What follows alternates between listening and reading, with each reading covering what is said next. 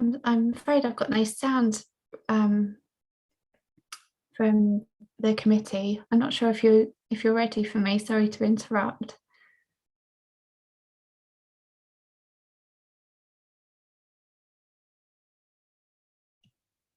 I haven't got any sound either, Catherine, if that helps. It's only 2 minutes.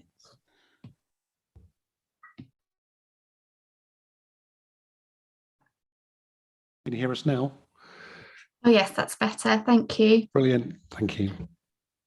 Are you ready for me to present my paper? Yeah, absolutely. Thank you. Okay, sorry for the delay. Well, good afternoon. Thank you for the opportunity for me to join you today to present my paper. I'm Catherine Pawson, Head of Operations for Trading Standards, and I've been in post since March last year. But I do have a long history with Cambridgeshire Trading Standards, having joined in 2003. Pink is also with you today. Trading Standards before and in setting up the current Trading Standards arrangement. He's currently Assistant Director for Regulatory Services, so continues to have some oversight of the service. So you would all have had the opportunity to read the report that I've prepared for the committee, which gives you an overview of the work done by the service last year and our current priorities, which you're invited to comment on. It gives an overview of the challenges faced by the team in terms of increased legislative burdens, increased service demands, and an ambitious training programme to address our future resource challenges. And it makes the case for the renewal of the current arrangement. Whilst undoubtedly the team made a significant contribution to the authority's COVID-19 response, I'll focus on the renewal of the current arrangements to allow time for questions at the end. On the 1st of April 2017, an agreement was entered into whereby Cambridgeshire County Council would effectively buy in trading standard services from Peterborough City Council. As part of that, Cambridgeshire County Council's trading standards staff were TUPE'd to Peterborough City Council to become a single team headed up by a single management team that would deliver services across Cambridgeshire and Peterborough.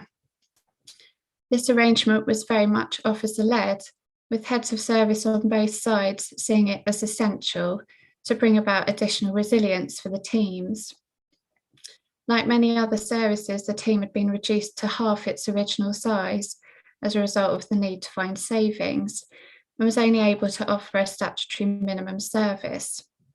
However, this left no capacity to respond to incoming pressures like large-scale investigations, sector-wide issues, or animal disease outbreak.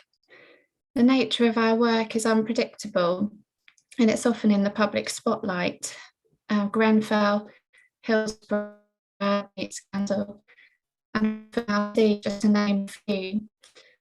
So it was felt that by bringing the two teams together, it would enable the moving of resources to meet such pressures, enabling us to respond as we should for the benefit of our communities and local economy.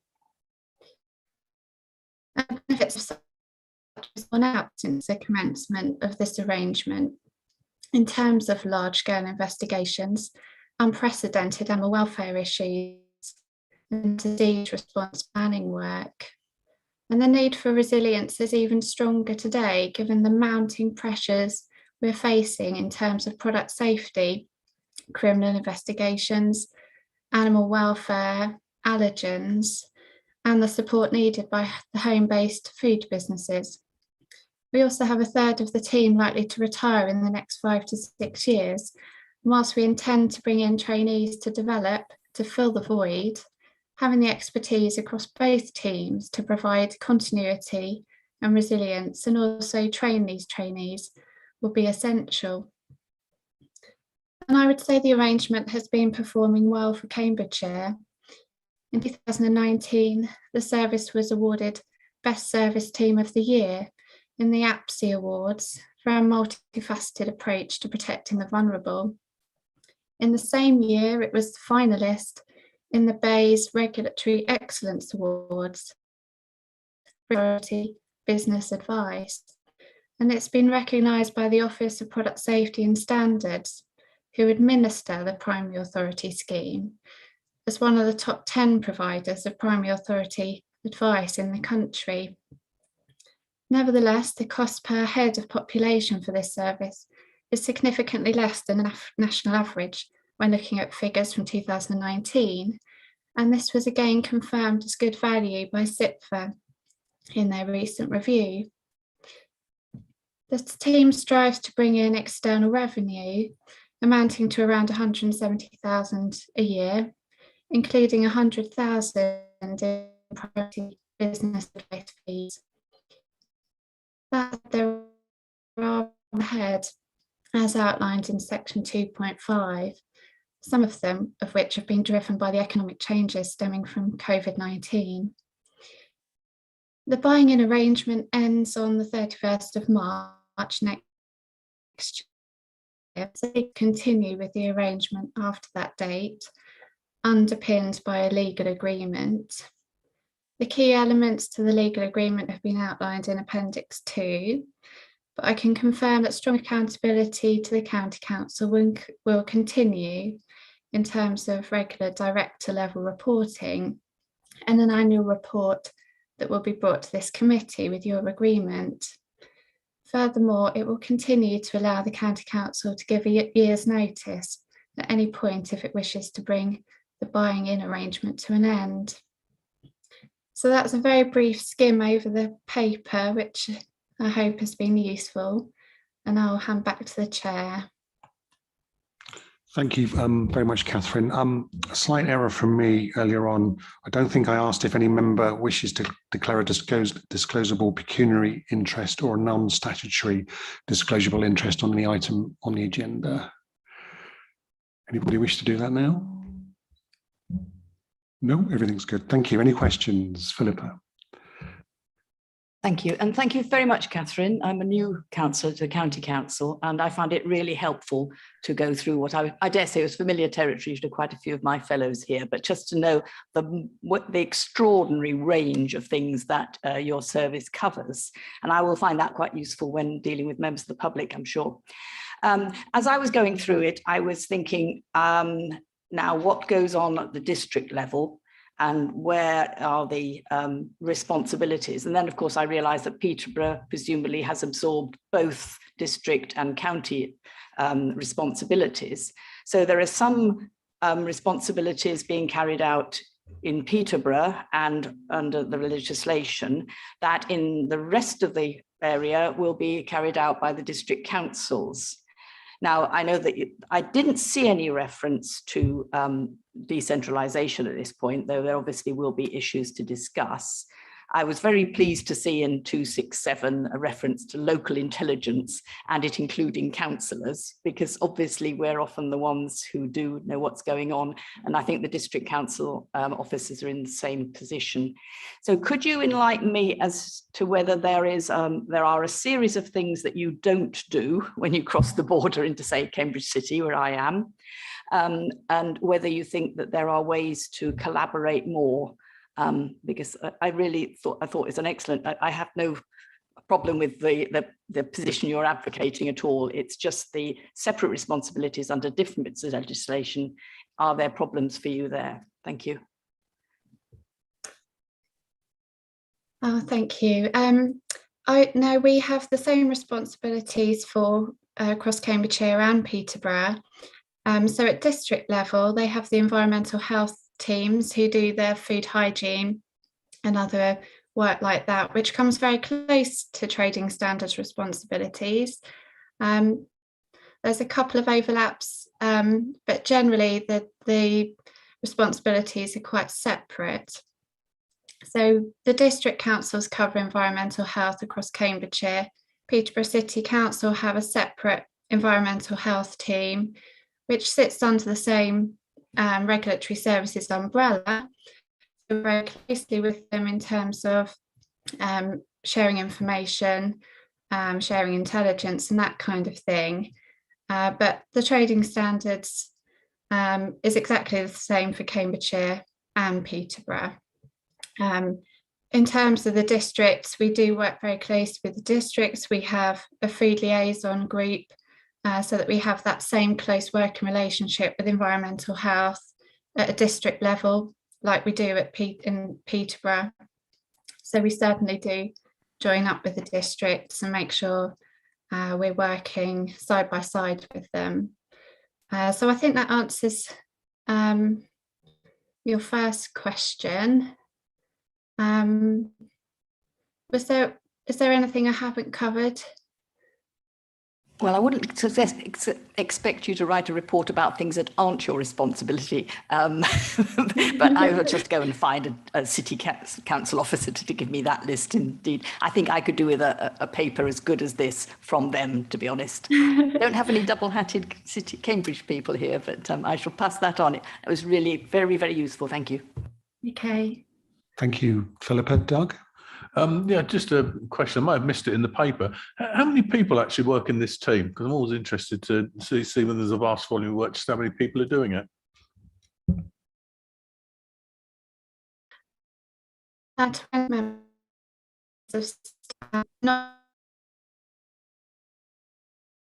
We have some part-time officers who... Sorry, we just missed the first bit of your answer, Catherine. Oh, sorry. 24 in total, but there's a couple of those are administrative, doing our data collation and intelligence work, but 24 in total. That's great, thank you. Any other questions from members at all? Points at all? Claire, thank you. Yes, thank you for the report, Catherine. Could you tell us a little bit about the work that you do with community safety partnerships, particularly on scams? Yes, of course. I think Elaine Matthews is joining you later, who heads up that team, but certainly we work very closely with the community protection team at Cambridgeshire. Part of their role is sorry to tell you if you already know, but to educate our communities in terms of scam prevention, and that extends to rogue trading as well. So really trying to equip members of communities with the knowledge and understanding what to look for to avoid these kind of issues in the first place. So in terms of working closely together, they share scam information and current trends with us, so we can look at patterns coming in through complaints and data our end. And likewise, if we become aware of a victim of rogue trading or scams, we'll share it with them so that they can provide that person with some support and education. So we do work very closely with the community protection team at Cambridgeshire. Thank you, Catherine. Mandy, you're next. Thank you. I found the report very interesting. Thank you. And some of the things it's nice to see what's been happening. It's just a small thing, and I'm a substitute here, so I apologise if I've got this wrong. On C, we're to authorise the Service Director for Communities and Partnership in consultation with the Chair of the Communities. I'm sure we include the Vice Chair in that as well. I think we'll probably send that out to all members and just check if everybody's content. I do read the reports, you see. Well done. That was a good... We were going to say that, honest. It's a good spot, Matt. Thank you. Steve? Thank you, Chairman. Not a question, just a comment, if I may. I welcome this report. I have worked with Catherine and Service Director Peter Chell, so I'd like to thank them for their excellent service that they provide, and fully support this proposal. I suppose I'm just bound to say, Chairman, that the Joint Administration came to power saying they were against shared services, and the very first time this is tested, actually endorsing the previous shared service that has so effectively happened in the past. So yes, of course we support shared services, and this makes perfect sense. So certainly support the proposal, Chairman. Thank you very much, Steve. So I don't see any objections from around the table, so we'll take this recommendation as carried unanimously. Thank you very much. So item 5 is the report of the Service Director for Communities and Partnership. Adrian, thank you. Thank you, Chair. Good afternoon, everyone. Pleased to present my Service Director report. It follows the tradition now of falling largely into 3 sections. The first section is an update on the committee's priorities. The second section on COVID response activity, which is continuing. And thirdly, some BAU service report updates that aren't covered by other committee reports. There is today a 4th section, though, which is an interim performance report and a recommendation to do some work with members on performance monitoring between now and our March meeting. We'll come back to that later. So in the first section on priorities, we've a fairly packed agenda today, as members will know, and most of the service priority updates rather are included in other reports. But I did include a small update on decentralisation, just to brief members in on the work that we're doing to mobilise that area of our priorities. In terms of the COVID response work, we're largely focusing on continuing the hub activity to support vulnerable people that need help to get to vaccination clinics and also to self-isolate, but also now really intense amounts of activity going on in relation to breaking the cycle of vaccine hesitancy and lack of confidence. Some incredible work going on at a very local level to try and break the pattern of low take-up in areas where there are genuine concerns, but largely based on myth or mistrust or mistruth. So we're working really hard on that, making some inroads. And then in the service report section, I just think I wanted to draw your attention to section page 52, where I've just updated on the Northstowe community hub issue, which has come at us really following a lengthy period of decent progress towards providing some permanent community provision in Northstowe. There's been an unfortunate delay, and I'm just requesting committee support today to enter into conversations with corporate colleagues to explore a short-term financial contribution to a temporary solution there, as explained in that section, and that recommendation will be brought back to you before it's enacted, but just really wanted a sense of support and direction there. And then the final section, Chair, on the performance report, what we've done here is included the key performance indicators from the existing performance regime, but as I mentioned at the start, we're really keen to build up a new set of KPIs, but with the support of members, and the suggestion of having a workshop or similar session involving officers and members to design those so that we're informing committee of KPIs that are most relevant to you and most meaningful to you. Thank you. Thank you very much. Any questions or comments from members? Susan? Thank you, Chair. It's nice to be a substitute here, actually. I think we're going to take over, right? Yeah, thank you for this report. And I was really interested in the decentralization text there, and particularly because this is such an interesting moment in the integrated care system and the local ICP and integrated neighborhoods work that is really very much kind of information at this moment. And it seems a great opportunity for us to take that into consideration and make sure we don't miss any opportunities to really get this right. So I just wanted to highlight that.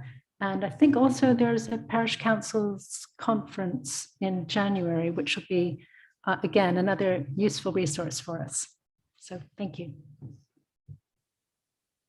Thank you, Chair. Thank you, Councillor Van der Ven. Yeah, absolutely agree with you. This is a pivotal moment in the kind of health and care system, but beyond that, in the way that I think we've got an opportunity in Cambridgeshire to connect those services with people in a way that perhaps we've never had before. I agree with you. I think the idea of decentralisation, if we think about it as a way of bridging the gap between our residents and county council services and other big services that feel impenetrable to a lot of people, what a unique opportunity we've got here to try and use decentralisation as the fulcrum through which we can close that gap. I think it's incumbent on us to take an offer to ICS partners that says, this is the way we think we can help you to connect your services to what's happening on the ground and to get upstream to really help them to prevent the increases in demand that I think we're all forecasting in the future. So loud and clear, and thank you. And we'll make sure that we don't lose the opportunity. And thank you for the plug for the January Parish Conference, which is a big event in our calendar. Thank you very much, Adrian. Claire? Yes, thank you for the report. I just wondered if you could tell us a little bit more about the work of the Youth and Community Connector in South Cambridgeshire. The report says it's been working in partnership with the District Council to help support communities to access funding from the Residual Area Partnership Fund. Could you tell us a little bit more about that fund and how it works? Certainly, thank you, Councillor. Yeah, we've held a delegated grant funding budget in the youth services for some time, and it's a localised funding arrangement that is designed to allow small groups to come forward, typically parish councils or voluntary organisations, to come forward with ideas around local youth engagement activity. So the team in South Cambridgeshire have been working with the District Council teams to help identify projects that are suitable for the locality. I can share with you afterwards some details of the exact projects that have been identified and funded if helpful. Thank you. That would be helpful because I haven't seen it advertised to our parish councils in my area. So I'd like to know more about it and how it's working across the whole of the district. Thanks. With pleasure. Thank you. Thank you, Claire. Ian? Thank you very much, Chair. Yes, with regard to item 2.1.7, with regard to the area committees, can you tell me how they're going to be set up? And with regard to that, it states that parish and town councils will be able to come along. So does that mean that every parish council within my county council division, which is 25, am I able to invite a representative from each of those parish councils to attend? Because I need to know that when I'm going to my parish council meetings, and I'm sure if they can attend, they would like to do so. So I would just like to know what will be the makeup of each of these area committees and how many parish councils can attend, or whether I can invite, or through you, every parish council within my county division, i.e. the 25, they'll all be entitled to one representative on this area committee. Thanks, Ian. I think that's a good question. And that's still got to be worked out, I think. Towns and parishes are going to be an important part of this, but as you said, I don't think it'd be practical to invite all of them. If you've got 25 just in your division, think of the rest of the county. So, and of course, lots of parishes don't necessarily may not have the resources to be involved in projects like this, or the inclination. So I think we need to discuss that at the parish conference. I think it's one of the things we're going to have to highlight with members there. Can I just come back on that, Chair? With regard to that, like say in my division, which is 25 parish councils, are we going to then say that we may have a certain number from each my division parish councils attending? So how do we determine which parish council is able to attend and which is not? Well, I think one of the things we can do is talk to CAPALC, for example, and perhaps talk to parishes and say, perhaps send a cluster together and send a representative that can then report back to a number of parish councils. And of course, we've got the town councils who cover very big areas, very populous areas. And in the city, we don't have any parishes. So I think we've still got to work on the detail. There will be a report coming back in February, and then there'll be more opportunity to debate and discuss then. That's fine, thank you, Chair. I shall watch with interest how this progresses. You can invite all 25 to to observe the meeting. I'm sure they'll be fascinated. But in terms of membership and voting, I think we've got to plan this very carefully. You're absolutely right. They would say that was my job. Yeah, Tom. Thank you, and you do it very well. Thank you. Next, I have Bryony. Thank you, and thank you, Adrian, for this report. I picked up on 2.5.1 where you've delivered safeguarding training to a group in Finland. Can I ask how we identify groups who are working particularly with young people who haven't necessarily accessed safeguarding training, and what we do to advertise the fact that we can deliver this to groups across the region? Thank you. Yes. I think this is a great example of the role of the place-based teams who are developing some really strong relationships actually with groups on the ground, but very much alongside our district and parish council partners. In the case of the Fenland example, it spins out from work that's happening around with the Wisbech, Love Wisbech is now called Love Wisbech programme. It used to be called the I Love Wisbech programme, but we've dropped the I, so it's more inclusive. What became evident was that there was both a need and a desire for a group of volunteers to engage more readily with young people, and we were able to make the connection between that need and our safeguarding board team, who were able to provide the free training. So I wouldn't say at this stage it's necessarily a very regimented or uniform approach even, but I think it's a great example of how the place-based approach can really drill down into communities and work out where the gaps are in that kind of provision, and our ability as a county council to be able to fill that gap through our existing arrangements. As you've mentioned it, I'll make sure though that we try and make that a more of a universal offer, because I think it's clearly key to the strength of any VCS group that wants to work with young people. Thanks. Thank you both. Hilary? Thank you. Really pleased to see about the domestic abuse and sexual violence partnership training in libraries as we work to progress, our libraries as safe spaces and enhance on that. And I know we'll be talking more about that. I just wanted to pull in on, I think I've lost my numbers a bit. I think it's 2.3 point something about place based work in East Cambridgeshire. And it says that the team is working closely with the director of the Fields Theatre Company, that's wonderful, and the new Community Safety Partnership lead to support an application for funding relating to women's safety in light of the Sarah Everard case. That's wonderful. The programme will focus on actors recreating scenarios to support young women to think about the way they approach certain situations, with the second part being interactive self-defence. I just wanted to clarify this and look at the language you're using, because I think it's about language rather than, I've been looking at what the Fields Theatre does and hugely support the arts to address social issues. But thinking about the way women's approach certain situations and interactive self-defense doesn't prevent women being murdered. And so I just wanted to clarify some of that wording. Thanks, Adrian. Thanks, Councillor Condren. Yeah, I agree. I think it's very clumsily worded, for which I apologise. Nor does focusing on the way women approach certain situations deal with the fact that attacks on women are largely delivered by men, and actually it's the male behaviour that we need to be addressing. So it is insensitively drafted. The project itself, I agree, is really interesting, and is actually another great example of some quite localised place-based working in the Littleport community. Worked on this and identified this as their priority, but yeah, I do acknowledge the wording is clumsy.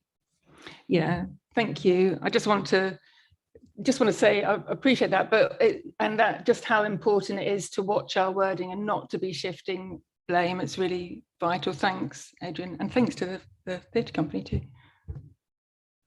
Hilary, thank you.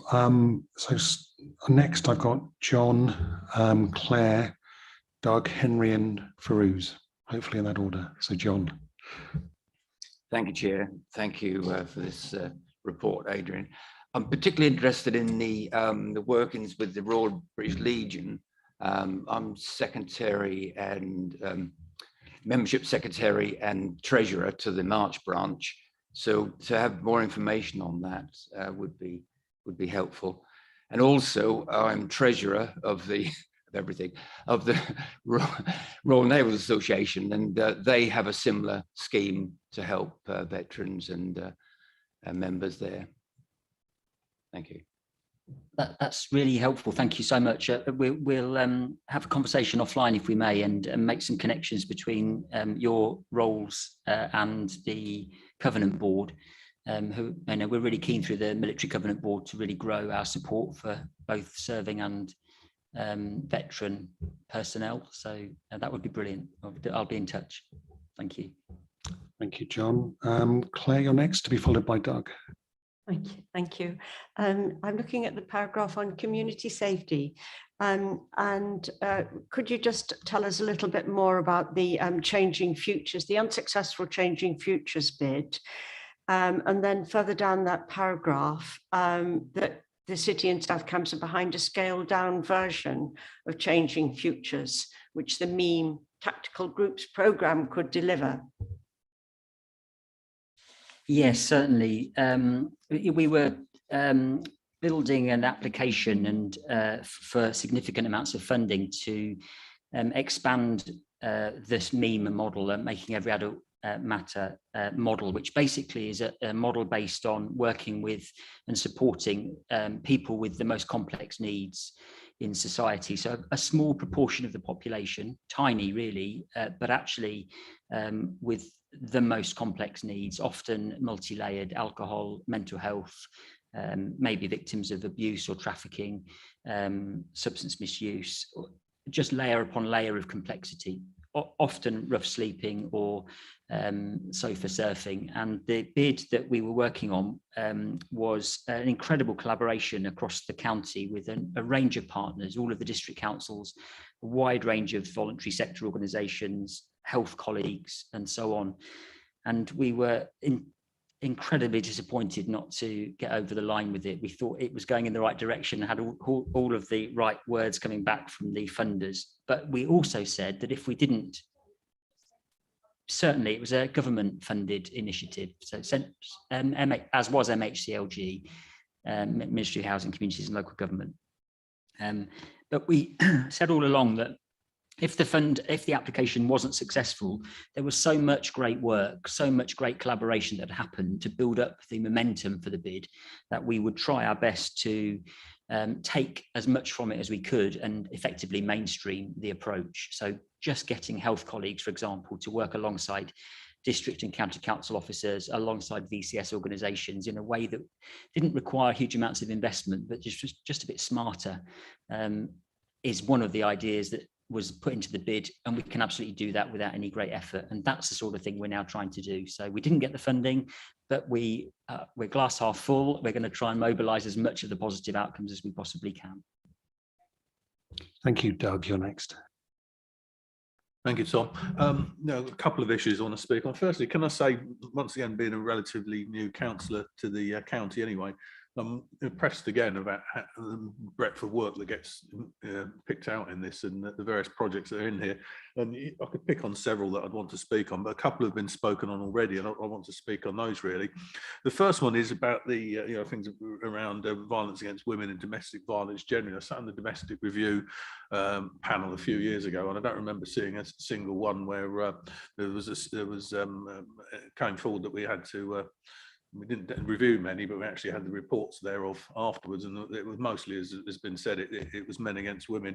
The worrying thing is, if you look against it, most violence against men's from men as well. So I think I would agree that there's a lot of us guys now have got a pretty good attitude towards women and the rest of our population that we live with generally, but there's still a small population that haven't, and I think that's where the issues need to be looked at. I don't know what the answers are, just raising a few more questions here. So but I think it's important that we do try and do it.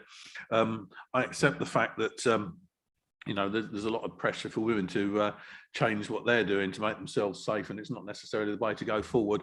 I think there's a degree of pragmatism in there. We live in a strange world, and sometimes we do have to look out for ourselves as well as expecting others to do their bit. I wouldn't deliberately step out in front of a train to see whether it hit me or not, just to test it. And I think sometimes, you know, you've got to do that. But I think it's important that we, you know, we do drive that forward across the board. And I think the common thing is a certain profile of the male population that we need to be concentrating our efforts on. The second thing I wanted to come back on was the joint committees. I've had experience of working on these before, as had the chairman, because he sat with me on a couple at when the area joint committee for Huntingdonshire existed. It had the pleasure then of having the parishes involved, and I think the reason why the one in Cambridge works so well is Cambridge doesn't have any parish councillors, so they only have to deal with the city and the county, and I think that just streamlined the project. We used to get completely marred down in the minutiae and actually make very little in the way of useful reporting. And I hate to see that in the effort to actually get things into the local environment, we actually drive the decision-making progress backwards. So I think, you know, when talking to CAPALC, who I do have a lot of time for, because I think they represent their members well, it's probably better off getting them involved and, you know, getting them to perhaps consider putting a panel in rather than one from every single parish. I think there's a lot to be said for that, and you know, driving it that way forward, and I think that's important. The other thing that it doesn't say here, and once again I might not have been paying attention when I was speed reading it last night, we're going to delegate certain responsibility to the panels. Is the intention to delegate the budgets there as well, or will that still be held at a more central basis, or is it too early to say at this stage? I'm sorry that's so many questions at once, but that's fine. No, I think to make it work, there'll have to be some delegation of budgets, because funding will be key to this. Obviously, we need to have the governance arrangements in place to make sure that works properly. We're obviously talking about public money here, aren't we? So it was some years ago, I think we sat on the area joint committees, wasn't it? Way back when, well, you and I have been around for so long that I think something like that. Ali was definitely in office. Yeah, thank you. Hilary, I think you wanted to come back as well on a point that Doug made about domestic violence. Yeah, thank you. Well, it was about violence against women, but actually, as you said, violence against men and women by men, and about self-defense. And I trained in Muay Thai myself for many years. I think there are many wonderful things about learning self-defense and about the discipline and confidence and everything that goes with it. But none of us are equipped to fight off somebody that's trying to kill us. I've also had that situation, and my training didn't help me at all, actually. So I don't think that any of us can take that responsibility on. Definitely, you know, I don't think that that can be part of the conversation in that way. Thank you.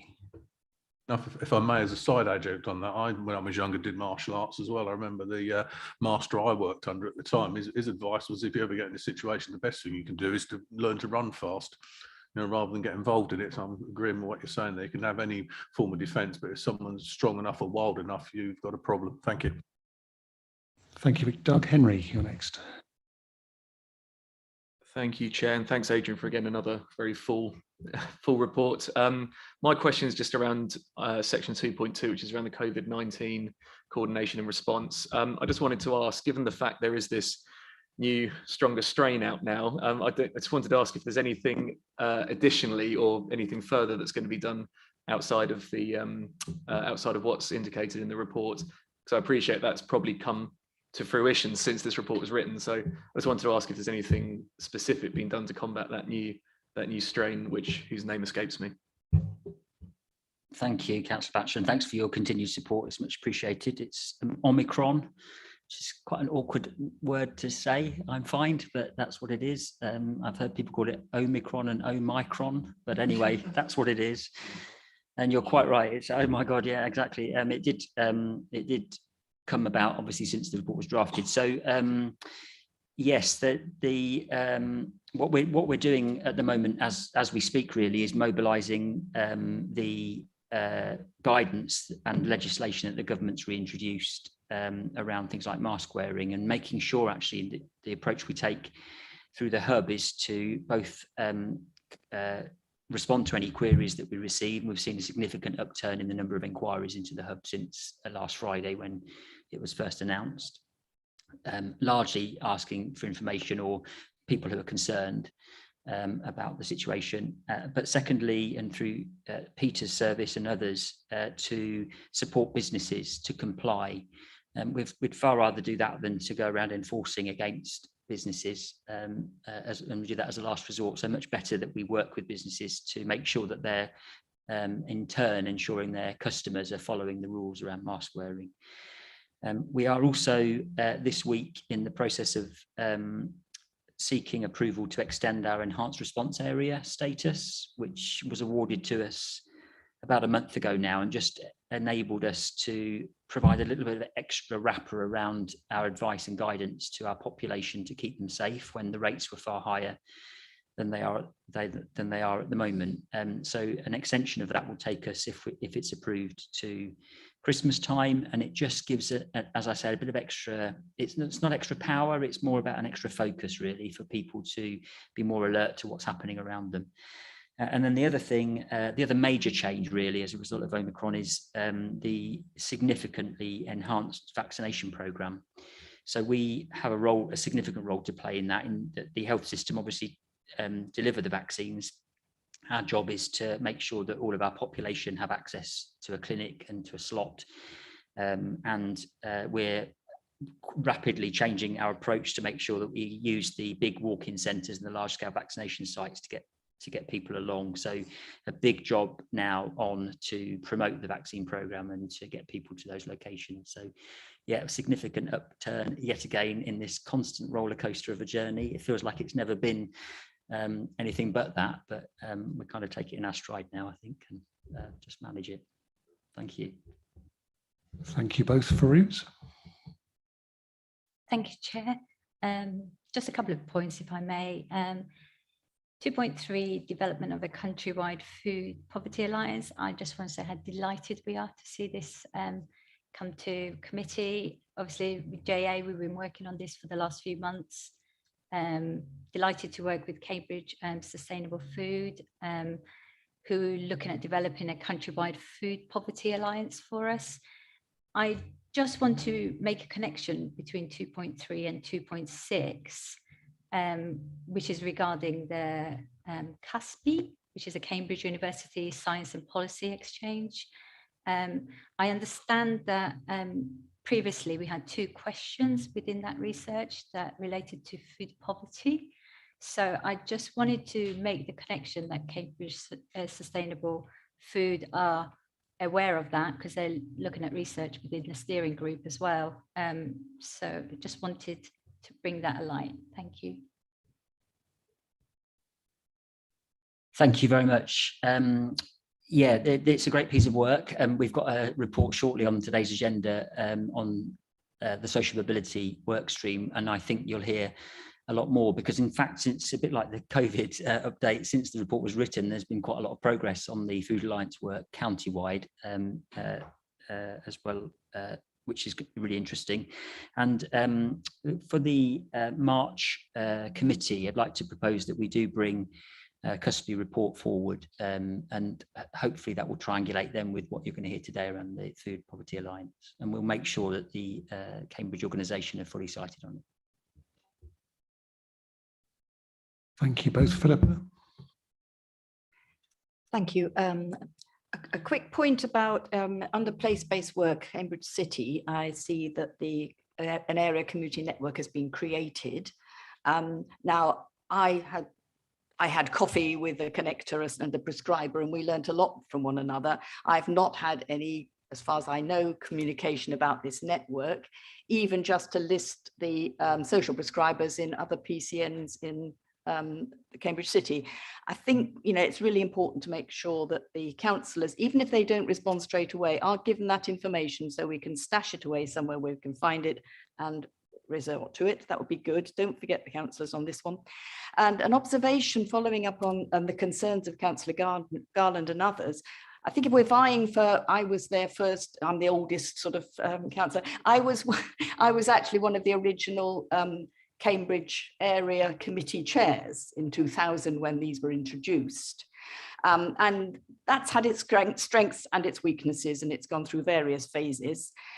Since joining the county council, I've become much more aware of parish councils and the way they are both a resource and a burden to my colleagues. And I'm not sorry we don't have them in some ways, but when they work, they obviously work really well. And I think in we can look at both models and get the best of both. I'm interested to hear from, sorry, Councillor Dew, isn't it? Yeah, that there is a possibility of getting, I think he will use the word mire, but I wouldn't want to quote him on that. But I think there are ways in which sometimes the detail is really good to have, and sometimes it does get in the way and string things out too much. I think we are very likely to have things in stages and make the most of online meetings, because that really encourages residents to take part, even on a winter evening, which tended to be a bit of a no-no for area committees otherwise in Cambridge. They've got to get there and all that jazz.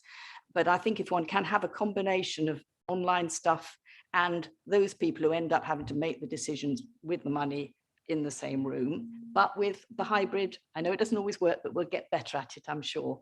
But it's the residents also having their own voice. We're used to that in Cambridge City. It's a good idea to have it unfiltered sometimes, but maybe just make sure we have stages of decision making and budget allocation along the way. I'm sure we can make the best of both from our own experience, even just represented around this room. Thank you. Thank you very much, Philip. Anybody else wish to comment before we go to the recommendations? Steve. Yes, thank you, Chairman. Yes, I can't leave this excellent report from Adrian without just going back to decentralisation, Chairman, just really to flag up my huge concern at introducing another layer of bureaucracy. Very aware of colleagues from the Labour group and the Liberal Democrat group, their objections when the combined authority was introduced, because that was the thought of a fourth layer of bureaucracy, and here we are introducing a fifth. So I'm very much with Adrian about we need to engage with communities and parish councils, but my view is we need to do that without creating another layer of bureaucracy. Decentralisation, as we've already heard, does exist outside the Cambridge City because that's what parish councils are. And I think we need to make sure we embrace and empower those parish councils rather than sideline them, which in all practical terms, if we can't get them all around the table, then we're in danger of sidelining them. So I think we need to empower them to be our decentralised resource rather than ignoring them. So huge concern if we introduce another layer of bureaucracy, and of course concern how operationally that will work with such a huge number of people involved, as we've heard in my patch, probably somewhere between 40 and 50 parish councils, a dozen district councils, and 4 or 5 county councillors. So, you know, a huge logistical nightmare if we're going to be inclusive. And if we're not going to be inclusive, then therein lies some dangers as well. So just flag up my deep concern about that, Chairman, if I may. No, thank you, Steve. You're right. It's important that we get the balance right here. I've been a parish councillor since way back when, before Ali was Prime Minister, probably. So I do get their frustration at times. I've sat in many a town council meeting and thought, well, why can't the other authorities listen to us? You know, we're close to the people, etc. And I think it's key that they feel included in that. And I think that this process will certainly bring that about, but obviously it won't be practical to deal with every single parish council in Cambridgeshire. And some parishes, of course, perhaps don't want to take on more responsibility.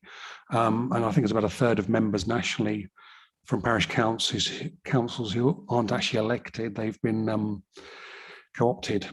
Basically, it's very difficult to find people that have got the time and the skill to take on that sort of responsibility. So very mindful of what you said there, Steve. Thank you. And if it's acceptable to members, we'll go to the recommendations. There seems to be a consensus in support of that. Do I see anybody disagreeing? No? Okay, thank you very much. So those are really carried unanimously. Thank you very much. And we'll move on to item, thank you, Adrian, as well, for that comprehensive report. And we move on to item 6, which is the anti-poverty and social mobility strategy. Paul Fox, our social mobility manager, and Matt Oliver, who's the head of Think Communities, are going to join us remotely to present that report.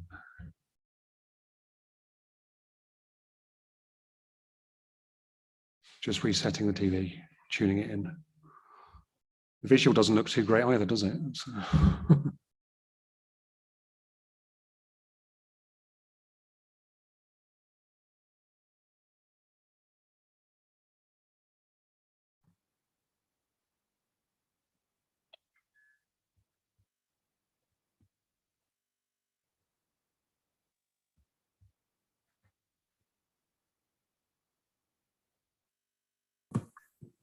Hi, Paul, can you hear us?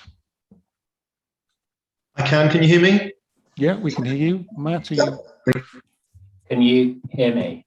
Yes, we can. Fantastic. You're both live. Okay. Thank you, Chair. Thank you, members, and good afternoon. The paper that you have on the Think Communities approach around anti-poverty, inequality and social mobility sets out to report further on the 10 actions from the September report. The paper notes the highly complex and interrelated causes of poverty, inequality and social mobility, and updates the committee as part of our developing a holistic approach to these issues. So taking the lead in appropriate areas such as development of a county-wide food poverty alliance, and I'll ask Paul to update a little bit about that in a minute, and also working in partnership in other areas such as community wealth building, finding ways to listen to those with lived experience and build on shared actions across the system through the county-wide community resilience group. So some of the area updates cover more than one of the practical actions, and these are annotated by the Roman numerals next to the item heading in the report.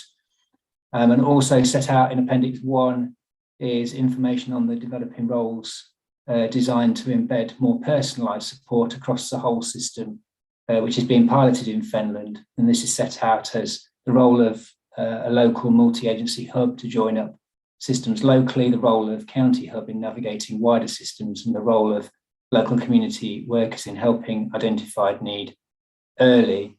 And so the report is set out in those practical examples, but I have been watching on YouTube, and I would just ask Paul Fox to come in and update on one particular issue or area, which is the development of the county-wide Food Poverty Alliance, as I know that was something that members would like to hear more about. And then, of course, Chair, take any questions.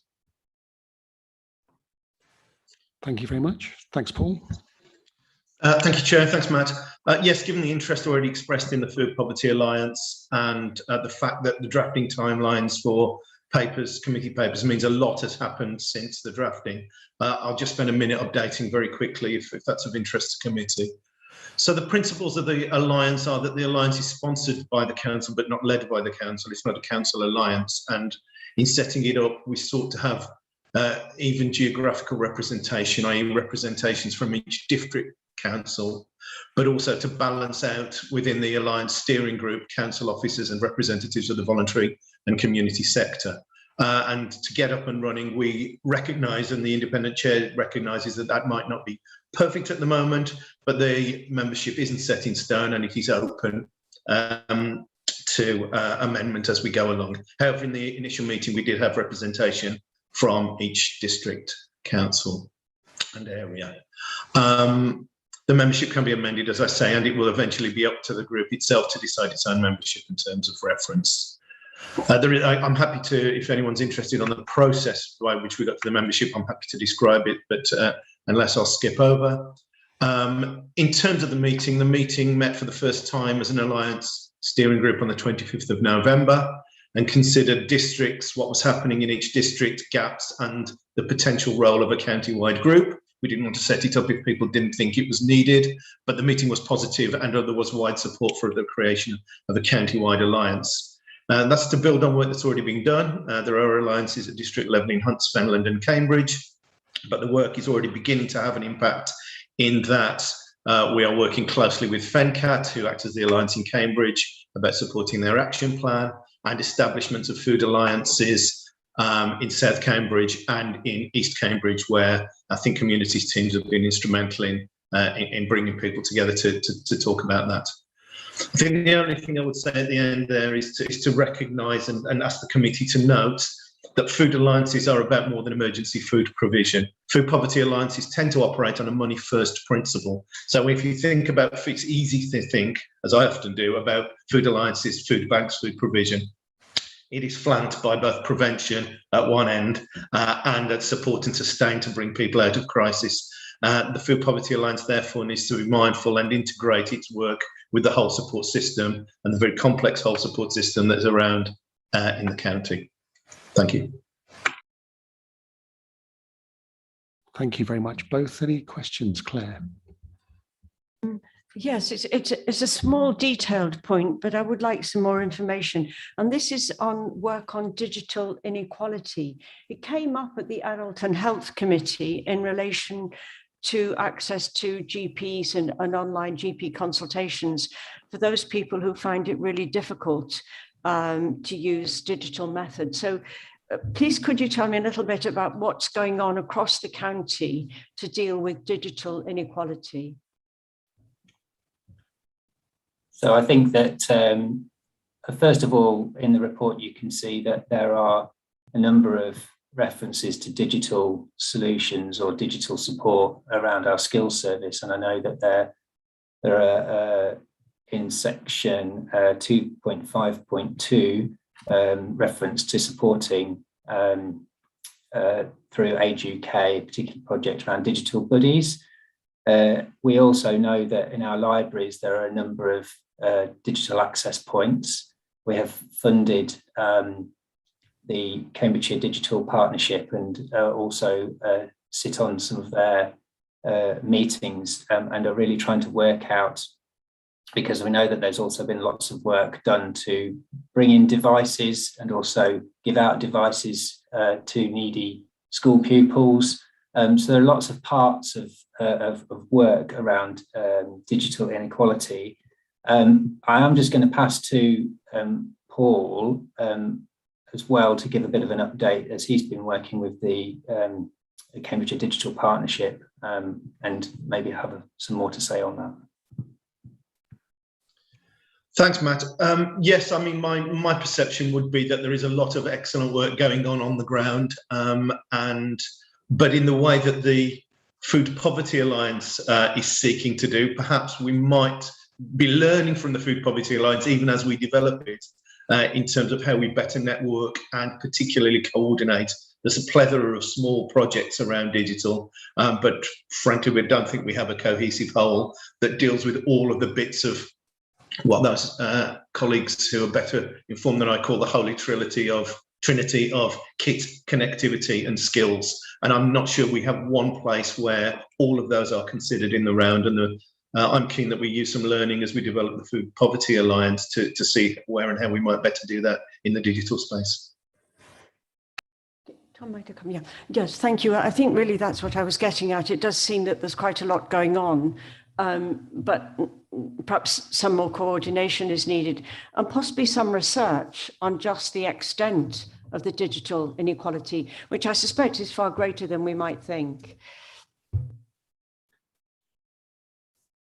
I think there are some local government association digital pathfinders that we have identified, and we're keen to learn from what they're doing. And we've also made connections with other counties to see what they're doing. So we're in a research phase, and we're looking to try and learn from what others are doing as well.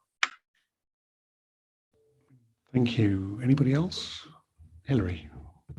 Thank you. It's a comment really, just around what a fantastic model I think it is. It's exciting being working with the Food Poverty Network and Sustainable Food, and like you say, Paul, what we can be learning from that, from looking at local indicators and getting feedback locally and working very specifically locally to deliver a county-wide strategy. Look forward to the findings from the university and how to develop, and how to develop a model plan. I think that's really exciting, and also the community wealth building. Just to update that we're continuing to talk with, in particular, Cambridge City Councillor Mike Davey and the Mayor as well is joining in these conversations around community wealth building and looking at the donut economic model, aligning the work with that. And so all of these things sort of pull together around poverty, and also looking at our climate, the response as well. It's great to see sustainable food going to COP26 and committing to the Glasgow Food and Climate Declaration, putting food systems as well at the heart of the climate response. And that too is what the Food Poverty Network can do. So all those angles. Thank you. Thank you, Hilary. Simon? Yes, thank you, Chair. I really must take this opportunity to pay tribute to the work that Paul and Matt and Adam, who isn't here today, and Adrian have been doing in Wisbech to help combat poverty through the Wisbech Food Bank. And there's a very exciting pilot scheme that is going on there. And I think it will provide a good model for helping people out of systemic poverty. A food bank, the Trust for Trust, which is involved with many food banks up and down the country, their stated aim is to eliminate the need for food banks. And that should be all of our ambition, I think. And thank you, Simon, for the work you do at Wisbech. And it was, when we met you in the town, it was really interesting to learn what you were doing, and that certainly helped in bringing this process about.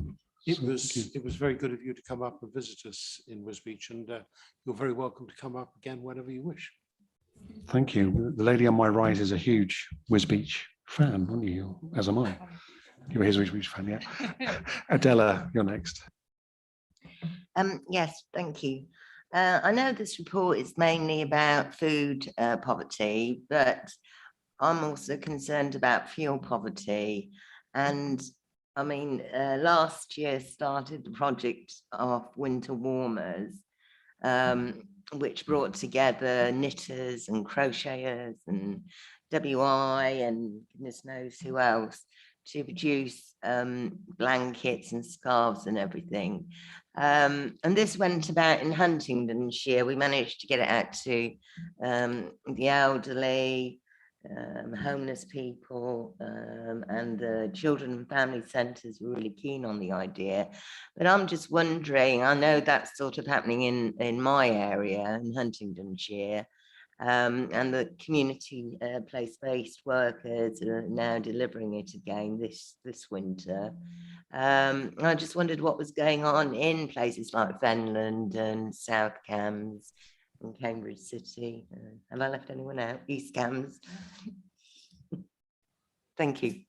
So Adela, did both of you want to come back on that question? Well, we were just going to talk about well, firstly, actually, that sounds lovely. Thank you. And when we talk about poverty and we talk about food poverty, digital poverty, obviously there are solutions to address each of these issues, but actually it comes down to poverty as people living in poverty, entrenched poverty. So we have the household fund. Have we got a separate update on the emergency household fund coming up? Yeah, so that will be addressing that, won't it? That's fantastic. Yeah, let's get the Adrian and colleagues just to update us on that. I'll come in first, if I may, and then turn to Matt and Paul to respond specifically. I remember the Winter Warmers project. I think you were inundated with products, which was amazing, wasn't it? And not untypical of the way the country has behaved during the pandemic. So I think the Household Support Fund, which you approved in the November committee meeting, is going to be an incredibly helpful tool to identifying the scale and extent of fuel poverty. But as Councillor Cox-Condren said, also other causes of poverty. So these poverty manifests itself in different ways, and one of those ways is the inability to heat your home. We're up to well over 500 applications at the moment for the fund, and we've really only started to nudge our comms out there. We needed to test the systems really well and carefully. And I imagine that will run to tens of thousands, and a good proportion of those are seeking help with fuel costs. Our intention through the Household Support Fund is to begin a relationship with all of those people that look to us for help, and then to join up the help with local groups and organisations that can support them, whether it's fuel poverty, food poverty, whatever the circumstances might be, household rent and so on. So actually the opportunity we've got over the next 5 months to do that through the Household Support Fund and then to connect people up to long-term support, I think is a brilliant opportunity that we're going to grab with both hands. So that's where I am with Household Support Fund. I think Matt and Paul will come back on the broader theme around fuel poverty and what's happening locally. So I think that from my perspective, to take committee back to, well, you probably won't remember July, but there was a report and it talked about setting a set of inequalities against a set of capitals. And I think that poverty also is as a result of entrenched inequality. And I think that the way that we are approaching through the Think Communities approach and looking at our strategy to be thinking about holistically those equalities and the things that the committee have drawn out around fuel, but also around digital. We've seen a great example of how we can invest locally in local knowledge around a food poverty alliance. We've got some fingers in the to areas like the Cambridge Digital Partnership, which could potentially support us around digital and understanding holistically around digital. And now we have fuel. And I confess to not knowing everything that's going on locally about fuel, but I do think that where we have the opportunity to learn what is working in certain areas, that our approach should invest in what we've learned through that and then amplify it. And our learning from the Food Poverty Alliance work will give us the opportunity to do that. But I just wanted to talk a little bit about the approach, which I think is really, really helpful for me and should enable us to be able to think very, very flexibly and locally, but also give a cohesive kind of structure across the county. So it probably doesn't answer the question, but just a comment for me. And if Paul's got any other knowledge locally about what's happening around fuel, then I'll be happy for him to come in. Thanks, Matt. The only thing I would add to that, apart from sort of endorsing the approach that falls from it's not fuel poverty or digital poverty, etc., it's poverty. But on the very specifics of Warm Home, Adrian talked about the Household Support Fund, and indeed one of the links we will make for applicants to the Household Support Fund who have trouble heating their homes are to Warm Homes partnerships, depending on where you live in the county, either LEAP or PECT. And those Warm Home partnerships have quite a reach in terms of access to support grants and things like that. It's a complex system. I don't think anybody would deny that.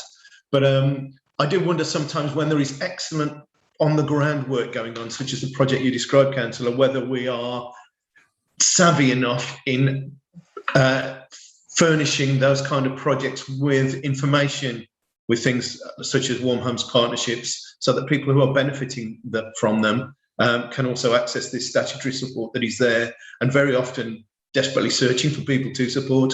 So there might be a link up there with on-the-ground projects that we've not quite sorted out yet. Okay, thank you both. Henry, you're next. Thanks, Chair. My question was actually around the Household Support Fund, which has now subsequently been answered, so I will withdraw. Brilliant. Thank you. Anybody else before we move on at all? No.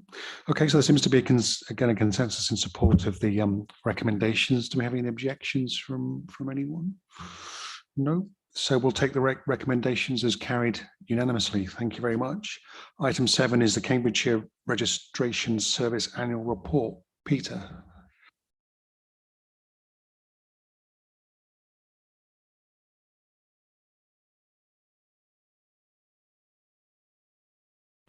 Thank you, Chair.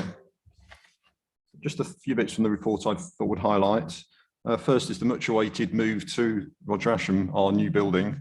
I think we've been talking about this for quite a while now, and it's certainly been a saga to say the least. The two phases of the project. The first phase is when the registration signed, so the births, marriages, the notice certification part of the service moves over.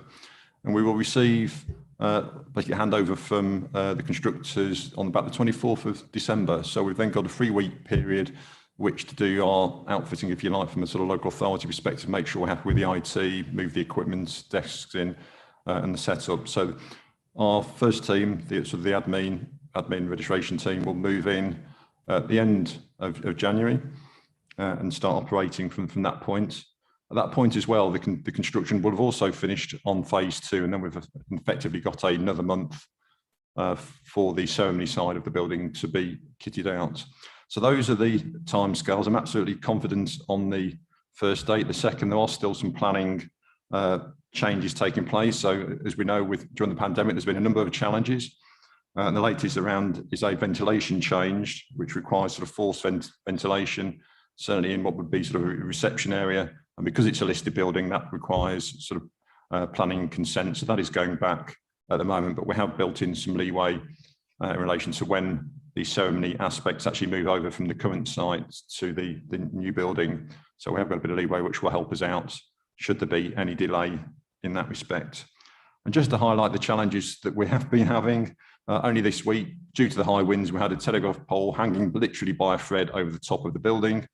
That's also required us to try and get BT out very quickly to try and deal with that. Because again, at this late stage, we could quite easily have had damage done to the building, and that would again delayed it somewhat. So I think that has now been resolved. One of the things I would like some views from the committee members on is actually the name of the building. So currently it's Roger Ascham.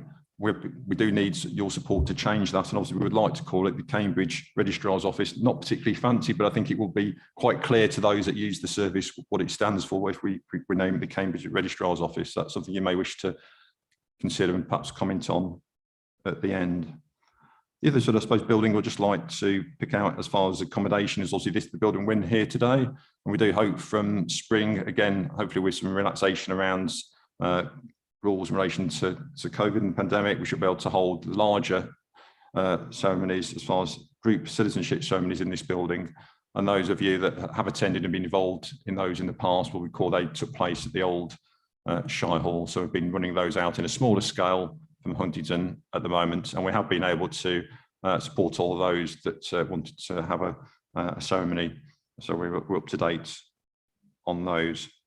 We have been I suppose really supportive of the work that our property team have done. So we know that the numbers in buildings have been limited, and the prioritisation around our registration offices as far as CO2 monitors, the carbon dioxide monitors, has really helped us enable us to increase the numbers for those attending ceremonies. You can imagine with the numbers that we do get for someone that's booked their ceremony and been wanting and expecting to be able to bring all their friends and family, having it vastly reduced as far as numbers is quite a significant blow. We have a number that have been moved throughout, but again, we've been able to increase the numbers that can attend significantly following the implementation of the CO2 monitors. So that's been really welcomed.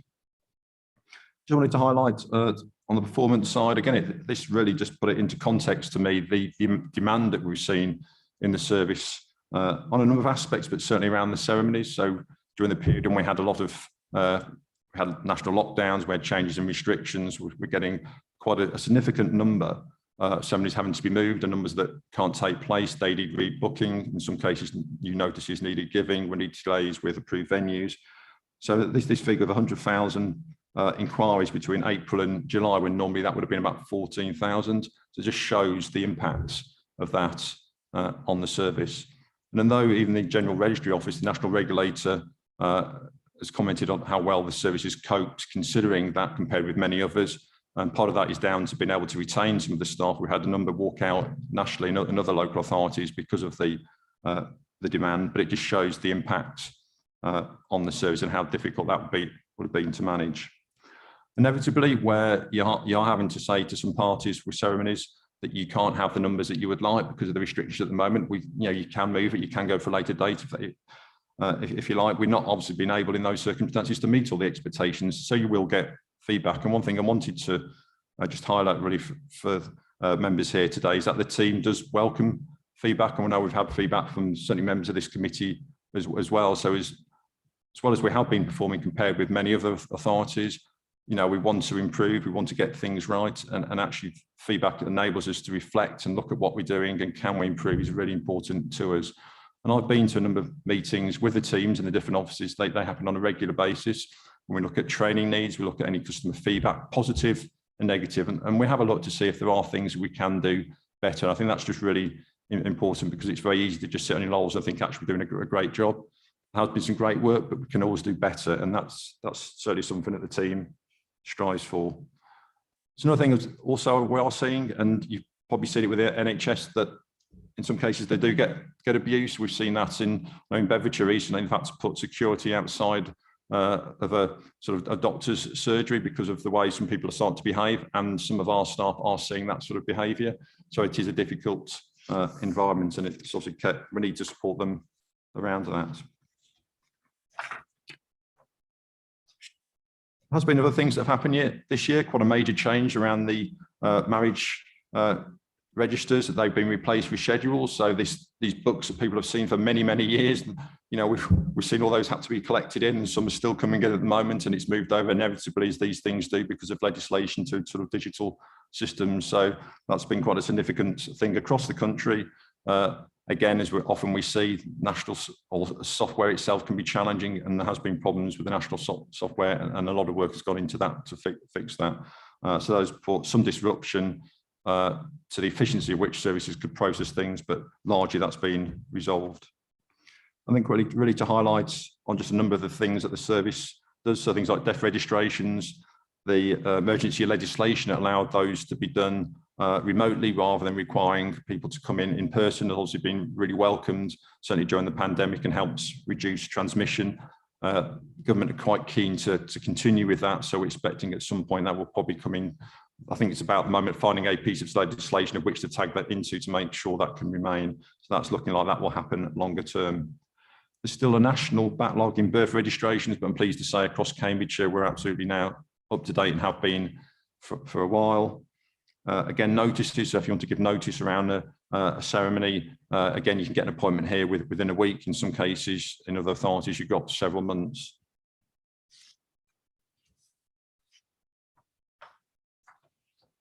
Also in relation to ceremonies themselves, and something that has been highlighted through sort of service review in the past, is the need to engage better, if you like, with approved venues. The wedding sector, there's a lot of businesses that's supported by that, and we're certainly quite influential in that sector. So we spent a lot of time during the pandemic helping businesses understand what the COVID requirements are, helping them with risk assessments. And I'm pleased to say, and though 3 businesses, approved venues have stopped during the pandemic, some of which were not particularly viable prior to that. We have seen 5 new businesses, approved venues, come onto the books that we've been. So actually there are still many that are buoyant. We've got regular contacts with them. We're now also looking about what their aspirations are going forward. So what can we do to support them?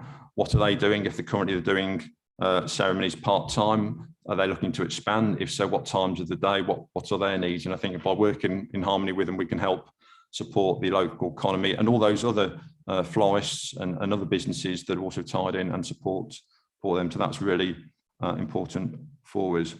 So very much looking at the future, we're always, as you would expect from a service, looking about how we can improve, what can we do. We've got a piece of work at the moment, working closely with our transformation colleagues in the council, just again looking at what we can do, what other opportunities are there as far as service provision, what are other authorities doing, and that will help form a plan for the future. And in some cases that may bring other revenue opportunities into the service, in others it may just enhance the quality of the services that we can offer. So one stream is that piece of work.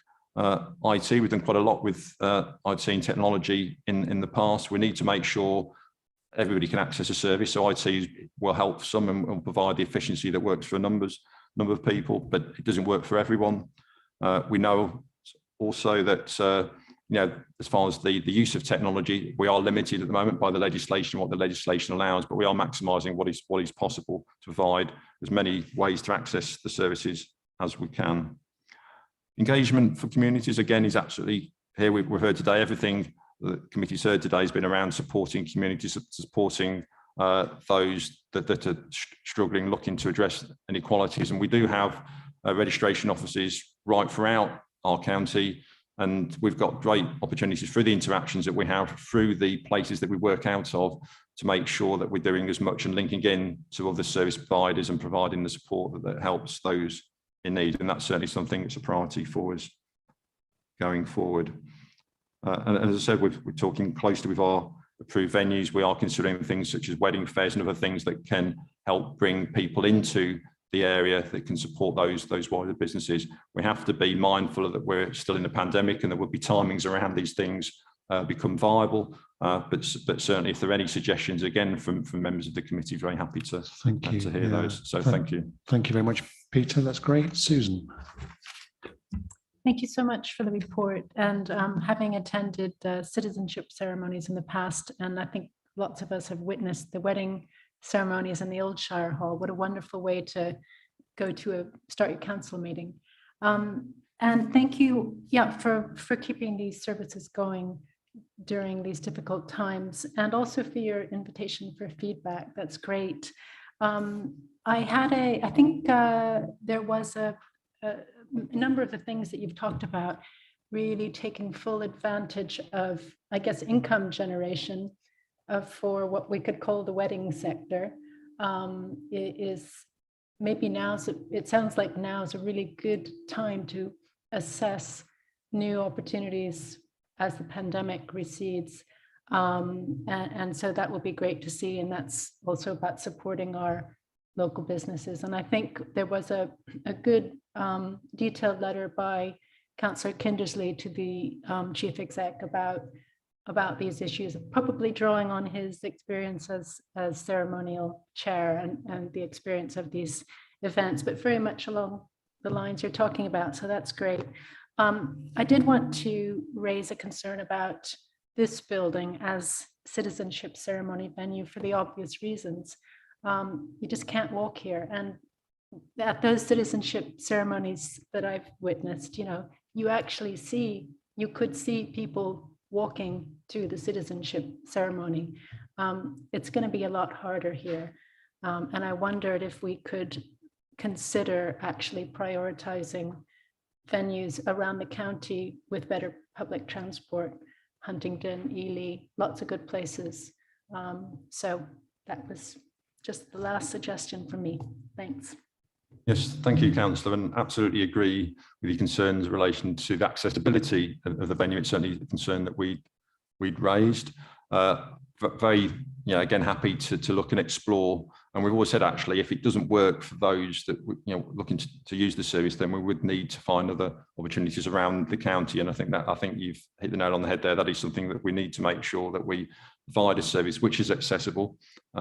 And absolutely not against taking that around the county if that's what members one would want. And actually, if that reflects, as I imagine it may well do, the feedback. Clearly, we won't probably know, but there's nothing stopping us pursuing those opportunities and identifying venues in the meantime.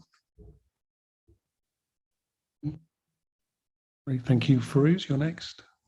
Yeah, thank you so much for your report. It's very detailed. I just want to pick up on your points about future service. It's really nice that you're looking at the community.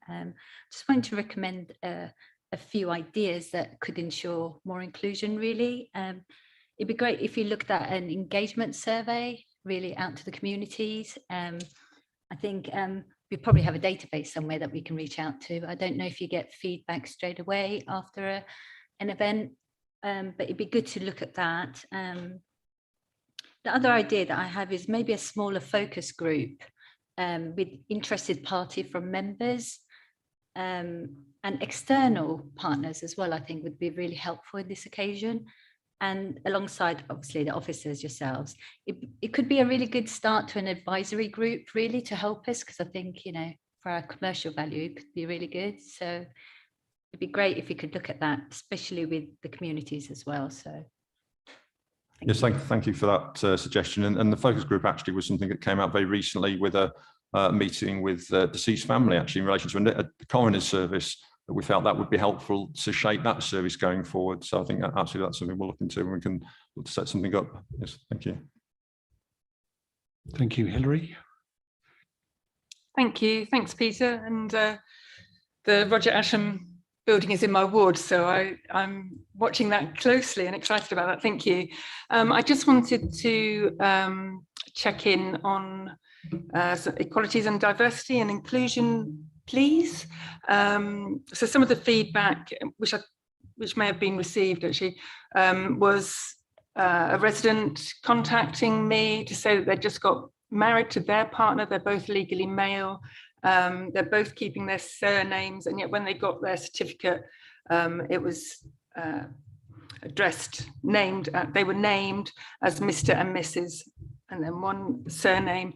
And then through this conversation, there were a few people got back to say that they had been misgendered, or that confusion around keeping surnames hadn't been recognised. And I suspect that this could be due to a standard template or to misinformation and not joined up information. But I just wanted to check that we'd ensure that everything was in place and that training was in place and that templates or whatever we use are in place to make sure that it doesn't happen, and that we follow good practice to reflect our inclusive ethics. Thank you. Yes, thank you for raising that, and clearly it's extremely important. That was one actually that had fed back to me, and I've had conversations with Adrian about that, and we've raised with the team. We believe in this case we've identified it down to an individual that needed training. I have myself been to team meetings on the back of that and emphasised to the whole team, it wasn't even a template, it shouldn't have happened. But that's absolutely, I suppose, the point I was making at the start, that it's that sort of feedback which is really crucial to us. So don't ever feel ashamed. I don't want to raise this because it may be a one-off, or I'm troubling you. Actually, we do want to know, and we do look into those. So it's anything like that. Absolutely, please raise it. Yeah, thank you very much, and I'm glad I can get back to them about that as well, to say that. And also just to mention again what you said about Encompass offering really good inclusive training, LGBTQ training anywhere. Thank you. Thanks, Hilary. Henry, you're next. Thank you, Chair. My question's predominantly around capacity within the civil ceremony service, and specifically about the capacity of the service to provide registrars. I just wanted to ask if there has been or is currently a backlog of registrars due to lack of availability. I understand from some casework that there has been in the past either a backlog or a lack of availability of registrars that cover the county as a whole. So I know specifically from a South Cambridgeshire couple, they were being told they had to travel to March if they wanted to essentially get married, and that did cause them some distress. I just wanted to ask about the service as a whole, and what the capacity is like at the moment for providing registrars. Thank you. Probably fair to say that every year there's a recruitment campaign, so we have to increase the numbers, as some will naturally retire. Some people, it's their sole profession. For others, it's a part-time role. Some just want to do it occasionally. So we have a number of arrangements in place. There isn't a geographical setup, and though practically, I suppose, if you're living south of the county, you're more likely to attend those with a ceremony in the south. We are actually recruiting at the moment to increase the numbers, and that's very much based on the demand that we have. So we know with those ceremonies that weren't able to take place, people have moved them into the future. So not only have we filled up current slots, but we've been adding additional slots, and we're ensuring we've got the capacity to meet those. So I think, again, it's a fair question. We're also looking at the salaries that we pay to ensure that we're not now with the employment market is quite buoyant in general, and like everybody else, we're having to compete with people that may be looking at that and other employment opportunities, and we need to ensure that we can actually bring people through the door. But again, the reason we're contacting our venues is to make sure we understand what the demand that they are seeing or envisaging as far as the approved venues, not just their own venues, will look like going forward, to make sure we can meet that demand. If we struggle in the recruitment market because we're not competitive, then that's something we will address and put the measures in place to ensure that we are then competitive to attract those into the employment of the authority. Thanks. Just a follow-up question on that point, actually. If the county council are struggling to recruit full-time registrars, have you considered going out on a freelance basis and trying to recruit registrars freelance? So we do have a hybrid of arrangements in place at the moment. So some are very much seasonal as well. There is obviously more of a demand in the summer months, but I think it's about being flexible and innovative around what we do in this sense. So we're actually open to any suggestions. Thank you. Anybody else wish to comment on these items for us? Yeah. Sorry, just to go back on the engagement survey, I wondered if there was an opportunity to also have a survey with the event holders that could kind of cover the areas of access for disabilities and inclusion, because I think that's quite key. So thank you. Philippa? Just come back to the name. If were you going to take a vote on it? I'm a great believer in it doing what it says on the tin, and especially when people are sometimes in a difficult situation, a traumatic situation, they need to be just able to Google Cambridge registration. Much though we might love the Roger Ascham name and hopefully it'll still be there somewhere in the building, I think from the outside it should be the straightforward name of what it does. I don't know what other councillors think. I'm inclined to agree with you. I think it's clearly identifiable, isn't it? If it's given that name. So we happy with that as a committee, or anybody want it named after themselves or anything like that? The Philippa Slatter? No, that's fine. I'll say it, yeah. So I think we've covered both of our recommendations, particularly the one at B, which is to comment on the future service and identify further opportunities. So thank you very much for your contributions on that. And again, we seem to be agreed on the recommendations. Anybody opposed at all? No, I don't see any objections. So we'll take those recommendations as carried unanimously. And we go on to item 8, which is the Cambridgeshire Libraries Service Review. We've got Gary Porter and Andrew Stotter. Thank you very much, Peter, for your report.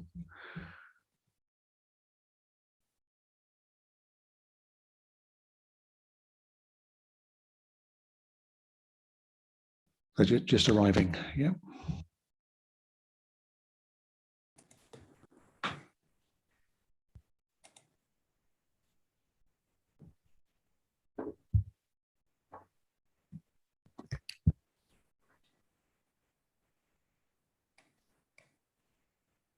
Hello, can you both hear us? Yeah. Good afternoon. Good afternoon. You're both live. Welcome.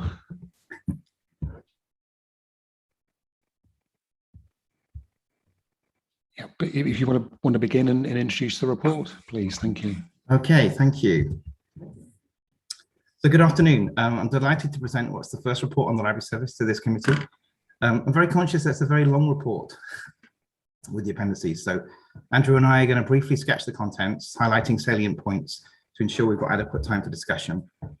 So the report really is, it's a portrait of the service, its scope and reach, evidence through an analysis of performance. We've profiled communities to consider how both we do and could meet community needs.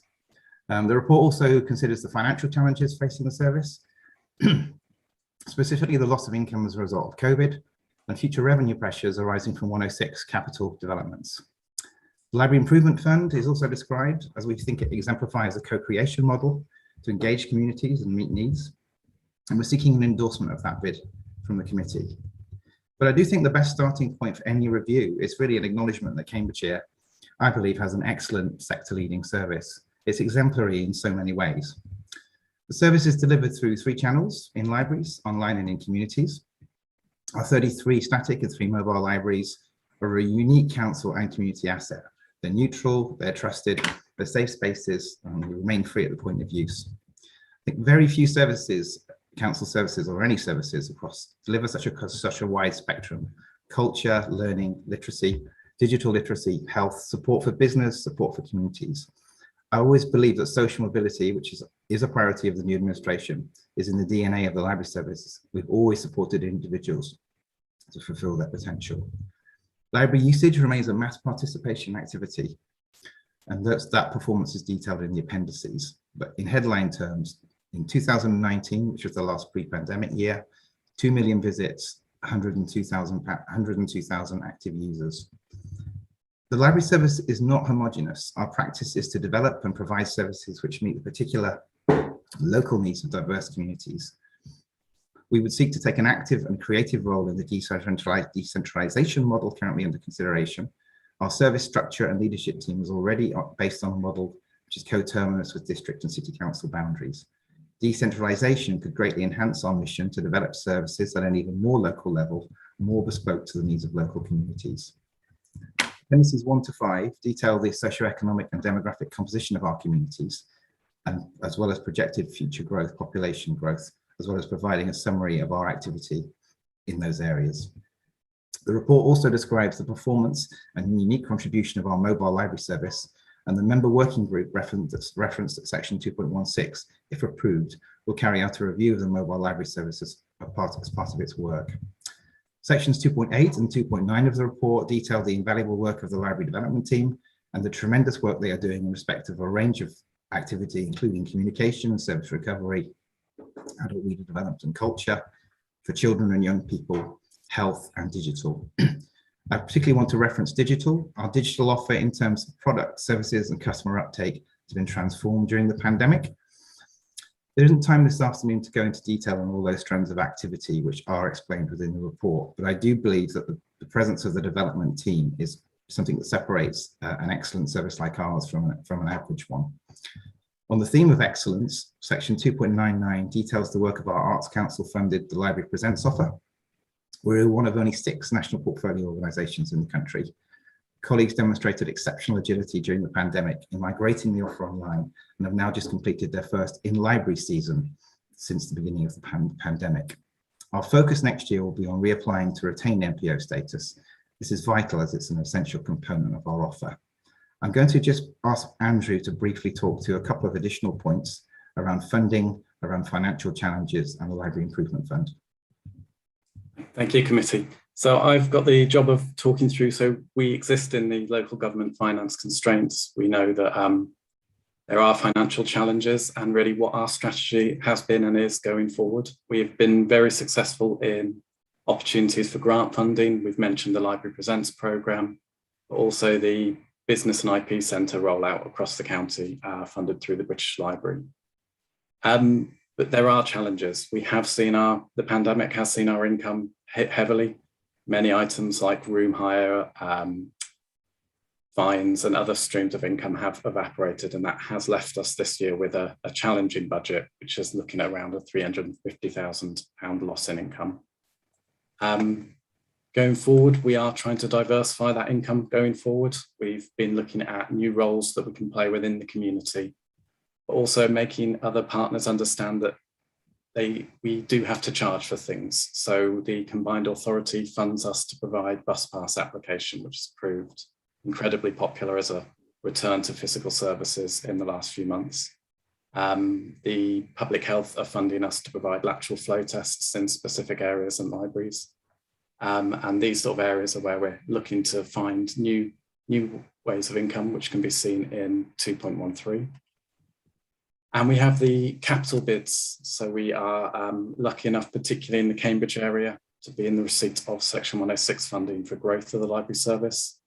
And the strategy behind that is to create a more modern and flexible service that can provide some of the things that have been mentioned earlier. So we're looking to put GP appointments in libraries. We then need a private space, webcams, that sort of materials. And we have identified the Library Improvement Fund as a way of pulling together the Section 106 funding from Cambridge and allowing us to then roll that out into the Fenland area in March, where we have opportunity with a large empty library space and bringing forward a real chance to work with the community and build something new and a new flexible library offer that really has community co-management at its heart and is sustainable. Going forward, again, under growth, we are very lucky to see 4 new libraries in the pipeline. This is obviously quite exciting from a developing service point of view, but again, comes with that risk of the revenue costs to sustain more libraries. And so looking at completely new models and getting involved at very early stages with blueprint work around North Stowe and seeing how else the building could be run and being part of the glue that holds together that building as maybe part of a wider offer where we're integrated fully with health rather than two services in the same building, but making use of the same facilities and same. Brilliant. Thank you very much. Thank you, Andrew. Just Chair, if I just want to conclude on one final point. So in relation to performance. So traditionally we've had a quantitative approach to performance. So we measured things like issues, visits, and so forth. And we need to continue to do this, but it's important to also to understand the impact our services are making. So we want to develop better practices in understanding the impact of our work, capturing stories about what our services mean to people, and also the cost benefit provided by the service towards the council's wider goals. So whilst that qualitative approach is developed, we're proposing 3 quantitative measures: the number of active users, the number of people actually using their library as opposed to people with a card in their pocket, the number of visits, and a new one, total digital engagement. We feel we need a new measure to showcase our reach beyond the physical space. So to conclude, and by way of next steps, we are committed as a service to ensuring the service is aligned to the council's priorities. It is recommended that the committee forms a cross-party working group to develop options, and it's proposed that initially that would look at the mobile library service. So Chair, that concludes the presentation, and obviously we're very happy to take questions. Thank you, Gary. Philippa and then Claire. Thank you. Good afternoon, and thank you for your report. I represent Trumpington Division. And of course, I have run your report past Barbara Ashwood, if you've worked with her in the past, as I'm sure you have, because she clearly knows a great deal more about libraries than I do. And she approves of your report, you'd be glad to know. But more seriously, the idea of having a cross-party working group is something she would thoroughly endorse. As you know, she chaired one in the past, which was particularly focused on the Central Library, and her years and years and years of experience as a librarian clearly helped to inform that. And for that reason, she really thinks that such a focus group should include members of staff as well. And I think part of that is because of the qualitative input you just mentioned. The staff are the ones who overhear the members of the public saying things if you haven't actually been saying them to the staff. And those little snippets add up to a picture that I think we can rely upon our staff to inform our decision making. So I would certainly want to pass that recommendation on. Coming from Trumpington, as I do, we're obviously benefiting from the new library. And there, although we were following a little bit the Camborne Road, we have obviously learned something about the strengths of having a multi-use building, though many of the residents were a bit sceptical because they have this idea of a very quiet library. We don't have a very quiet library. They have to seek quietness elsewhere. But what we do have is a place with a cafe where people can be in between having a doctor's appointment and getting the pharmacy prescription. Reading a book at the meantime might even be a social prescription, what's the word? A shelf, well, you know, the sort where you're actually told by the doctor, go and read that book. So those sort of things can all work together and help people get back on their feet if they are in difficulty or just enrich their lives. So I'm really pleased to see this happening. I'm sure if we've got new ones coming up, you will be learning from Trumpington. The cafe is key, may I mention? It really can be such a helpful place. It's a safe space. I have my counsellor surgeries there. It's a safe space people feel that they can come to. But also the mobile libraries was the other thing former Councillor Ashwood wanted to refer to. There is such scope in mobile libraries, especially with new IT. I'm hearing this from Adam Brooks in terms of telemedicine. So anything we can do to help those facilities get to people, particularly in the villages. We're very lucky in Trumpington, but in the villages, we have to take things to them. They don't have buses. We have got a mobile library, and there are ways of us helping, I'm sure. It's not as accessible as for some people, but it will be certainly an improvement on what they've got at the moment. So please, the cross-party group, I think you did say that would include mobile libraries and maybe enhancing them, maybe even a combination with the connections bus, which I think is even more capacious and would fit into some village hall car parks nicely. Thank you. I was impressed by your use of the word capacious. Very impressive. We're talking about libraries, so that's very good. Claire, you're next. Yes, I've got two comments. First of all, I wanted just to put in a plug under the section on local studies for the work of the local studies librarian, and also for our county-wide group on local studies and archives. A little bit under the radar, but I know Councillor Cox-Condren has now joined me as a member, and Councillor Coots. And it's been going along quietly for a long time, doing really very good work, bringing together archivists and local studies librarians. And I think maybe at some point we might have a little bit of a report to this committee on the work of that little group, which has been doing very good work with the county archivist. So that's one point. And then just also on page 166, when you talk about volunteer libraries, I think there is a volunteer library in my division in Fulbourn, and I don't see it mentioned there. So maybe that could be added in. Thank you. Chair, do you want me to clarify on that issue around the volunteer libraries? Yes, that'd be great, Gary. Thank you. Okay, so this report is focused on our statutory service, which covers the 33 libraries and 3 mobiles. But of course, you're quite right. In addition to those, we do have what we refer to as the library access points, which are non-statutory, so that they have a different designation, but we do support them in terms of books, in terms of IT, in terms of training. And in fact, we're actually reviewing we run them via service level agreements, and many of those are quite old now. So we have a priority this year, or 2022, to renew all of those. And it's really about kind of looking at that relationship with each of them, because they're all different in character, and making sure that we're supporting them, in the optimum way. But you're quite right, and we certainly value the contribution of the library access points. Thank you, Gary. Hilary, you're next. Thank you.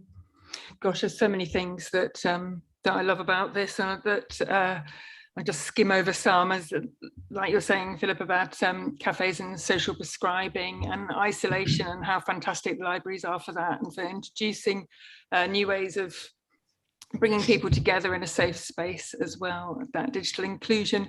And as you were saying, archives and lived history, and you're talking yourself, Gary, about gathering stories to help to shape the library service.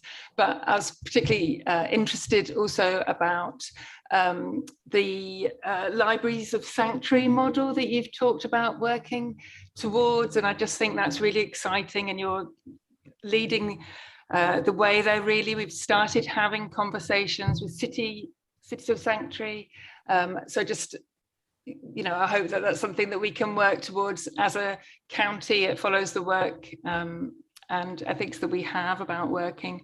And I'd just be really excited to hear a little bit more about what's happening with the Libraries of Sanctuary model. Yeah, absolutely. I think there's probably 2 things we need to distinguish. So what we talked about in the report, that sort of sanctuary model, if you like, is really aimed at people who are being suffering, through ill treatment from their partners, or so they're able to come into the library as a safe space, safely make a call. So it's really in the arena of domestic abuse that we're supporting. But I think the Libraries of Sanctuary, Hilary, which you're referring to, is a separate designation, which some library authorities have achieved, and it's largely around supporting for instance, asylum seekers and newcomers to the country. And I actually went to a presentation on the Libraries of Sanctuary scheme earlier this year. And so it's a designation you need to apply for, and then you effectively are badged that, and you're recognized as such. So it's certainly something we'll look at, most certainly. I think that from what I know of the scheme, most of the things that we would need to have in place in order to get that designation, we already have in place. So I don't think it would be a huge challenge to get it, but it's certainly something that we will actively pursue. Thank you. Thank you, Gary. Adela. Yeah, thank you. I was quite interested to read that Barclays Banks is providing once a week in-person banking access in Ramsey. as the local county councillor from Ramsey. I wasn't aware of that. My understanding is that it's the TSB.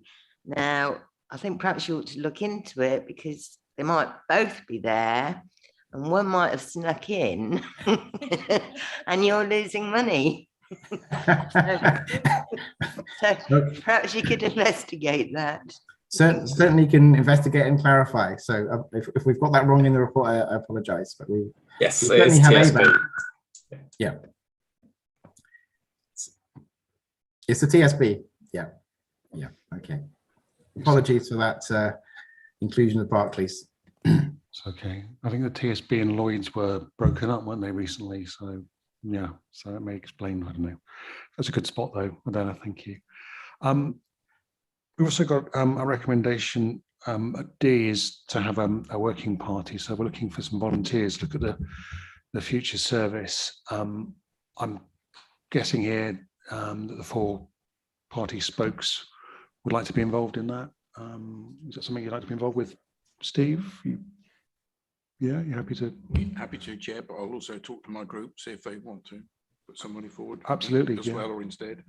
Well, I think the key thing is if anybody's got any specialist knowledge as well and they want to join.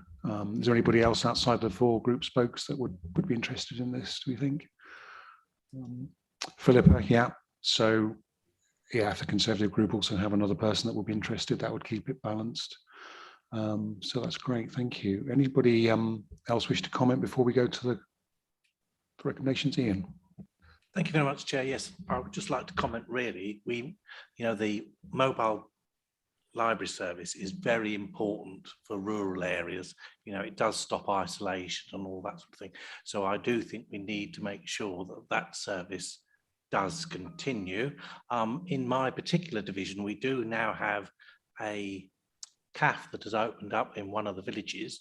So I don't know whether we should look at perhaps getting the library service to call there on the days that it is open, because it is very popular and it may well be a better way of meeting local residents in the rural area rather than going to traditional stops. But that's something I'm quite happy to talk to officers about going forward. Thank you, Ian. That's very useful input. So we seem to be agreed again on the recommendations. Anybody disagree at all? No? Okay, so we'll take those recommendations as carried unanimously. We've been going for almost 2 hours. I think people perhaps would like a 10-minute comfort break. So should we come back at 5 minutes past 4? Is that acceptable to everyone? Okay, thank you.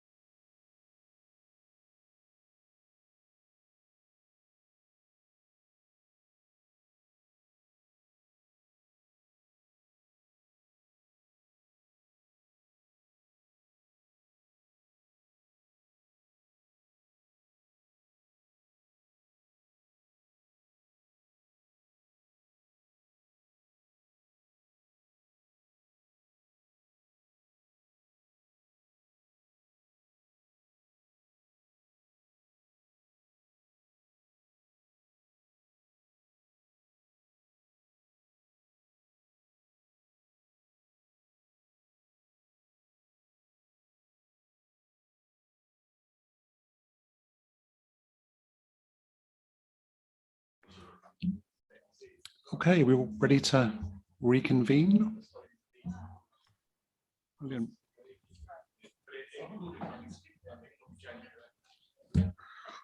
Okay, thank you. Hope you had a good break there. We move on to item 9, which is the Cambridgeshire Skills 6-month review. Tanya Meadows, sorry. Sorry. Okay. Yep. Can you hear us? Tanya, can you hear us? Yes, I can hear you. Yes. Yeah, brilliant. So we've got Tanya Meadows, who's Head of Adult Learning and Skills, who now join us remotely to present the latest 6-month review of Cambridgeshire Skills. Tanya. Thank you, Chair, and thank you for having me, and good afternoon, members.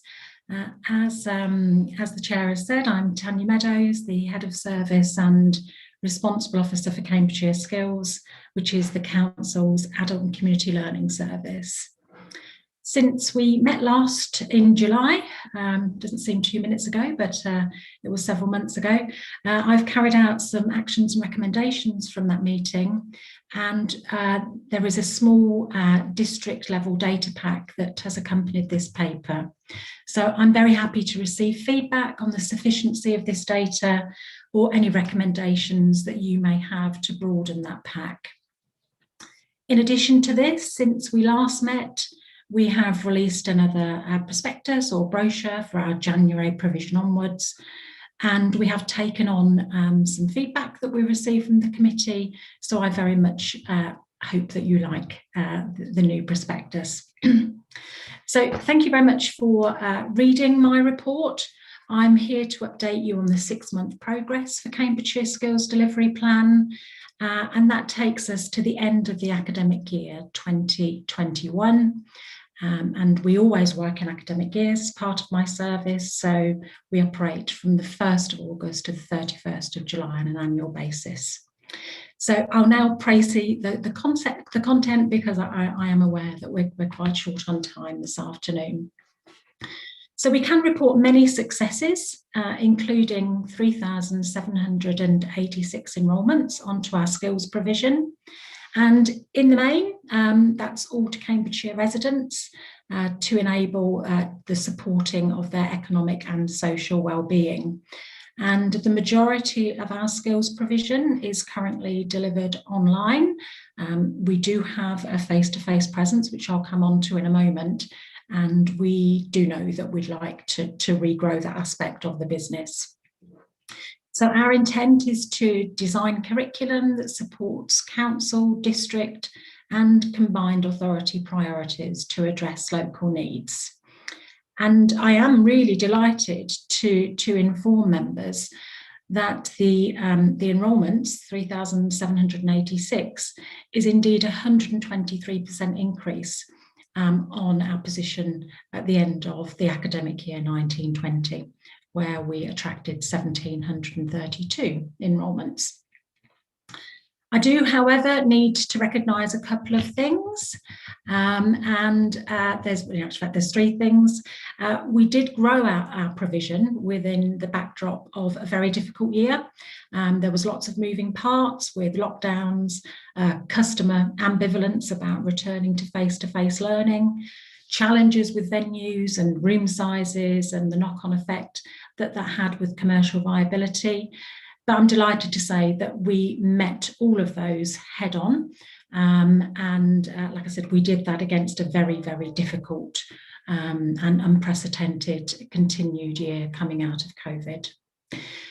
We also met all of the funding thresholds, which meant that we didn't have a clawback from our main funders. And this isn't something that all adult and community learnings providers can state, with the majority of providers in the UK not achieving this. And I think that the third point I'd like to make here, and is a really important point, is that we delivered all of the above without compromise or a shift in our values.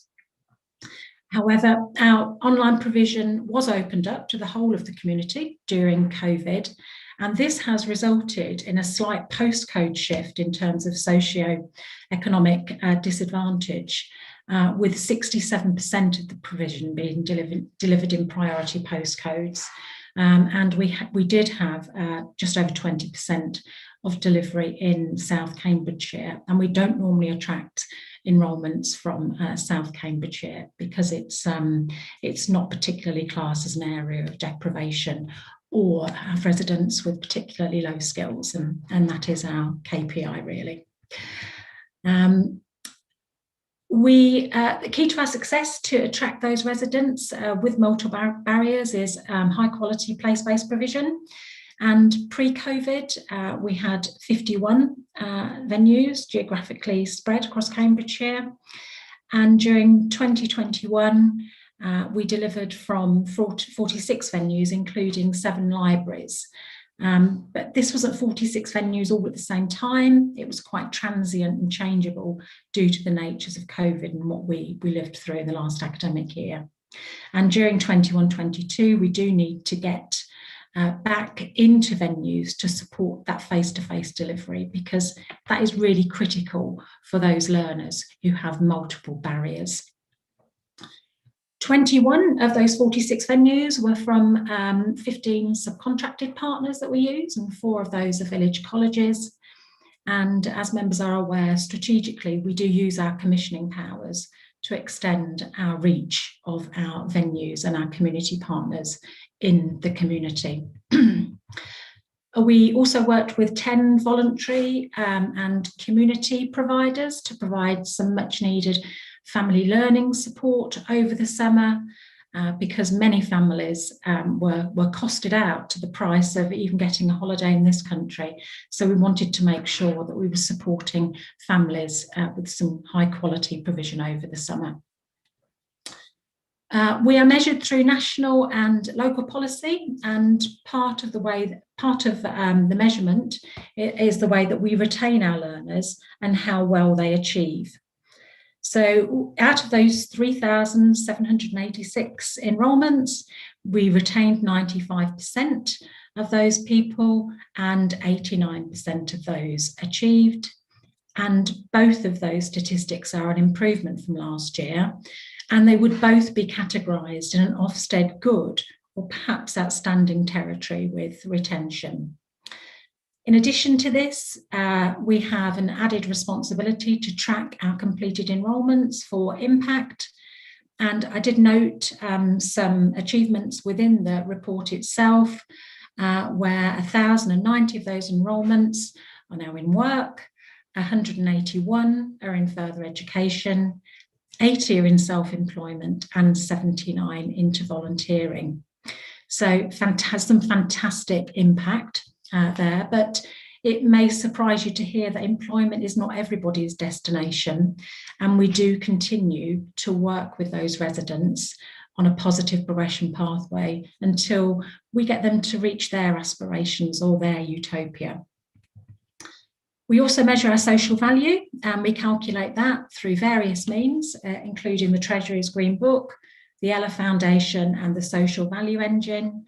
And for every £1 of funding we spent during 2021, we can report a very healthy £4.57 social return.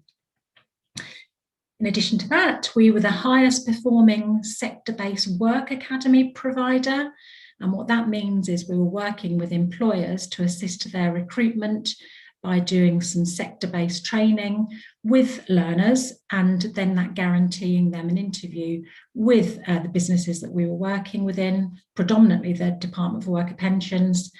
And we reported in excess of 200 jobs just from these particular courses. And the Combined Authority have recognised us as the highest performing sector-based work academy provider in the area. So that's absolutely fantastic news for us. In 21-22 that we're now working through, we will continue our plans to deliver learning to support social and economic COVID recovery. And this will include, but is by no means exhaustive too, more level 2 and level 3 vocational programmes. Some new initiatives that have been announced in the most recent budget, such as boot camps and multiple. And we have been contacted in the last month or so to support newly arrived Afghan refugees in the region. So I appreciate there was much more detail in the report, but that concludes my précis. Thank you, and look forward to taking any questions that you may have. Thank you, Tanya. Any questions at all? Steve, then we'll go to Claire and Philippa. Thank you, Chairman. Good afternoon, Tanya. Very good to see you. And just can I say thank you for all the hard work you and your team are doing with this, with our skills service, because I know how valuable it is. I just wanted to pick up on the jobs clubs you referred to in Huntingdonshire. There's 2 at the moment, and I know we have plans to increase the number of those. I wonder if you could just update us on how that's progressing and any timescales you have for increasing the number of job clubs, please. Yeah, absolutely. There is one that's set up in Brampton, and the other one is set up in Yaxley.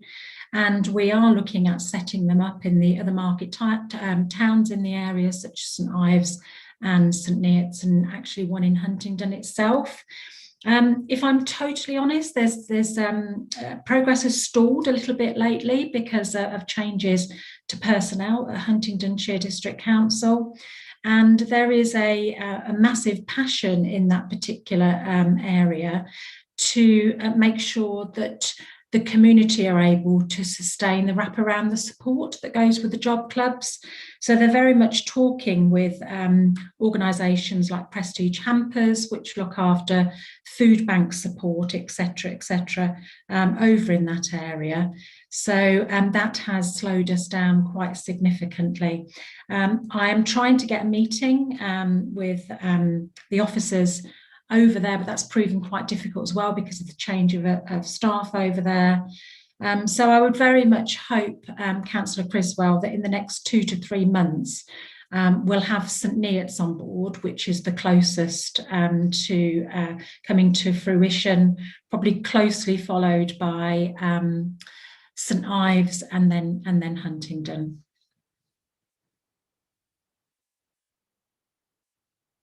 Thank you, Tanya. Just to say that if I can help with liaison with HDC officers, then please get in touch, because I'm able to do that. So thank you.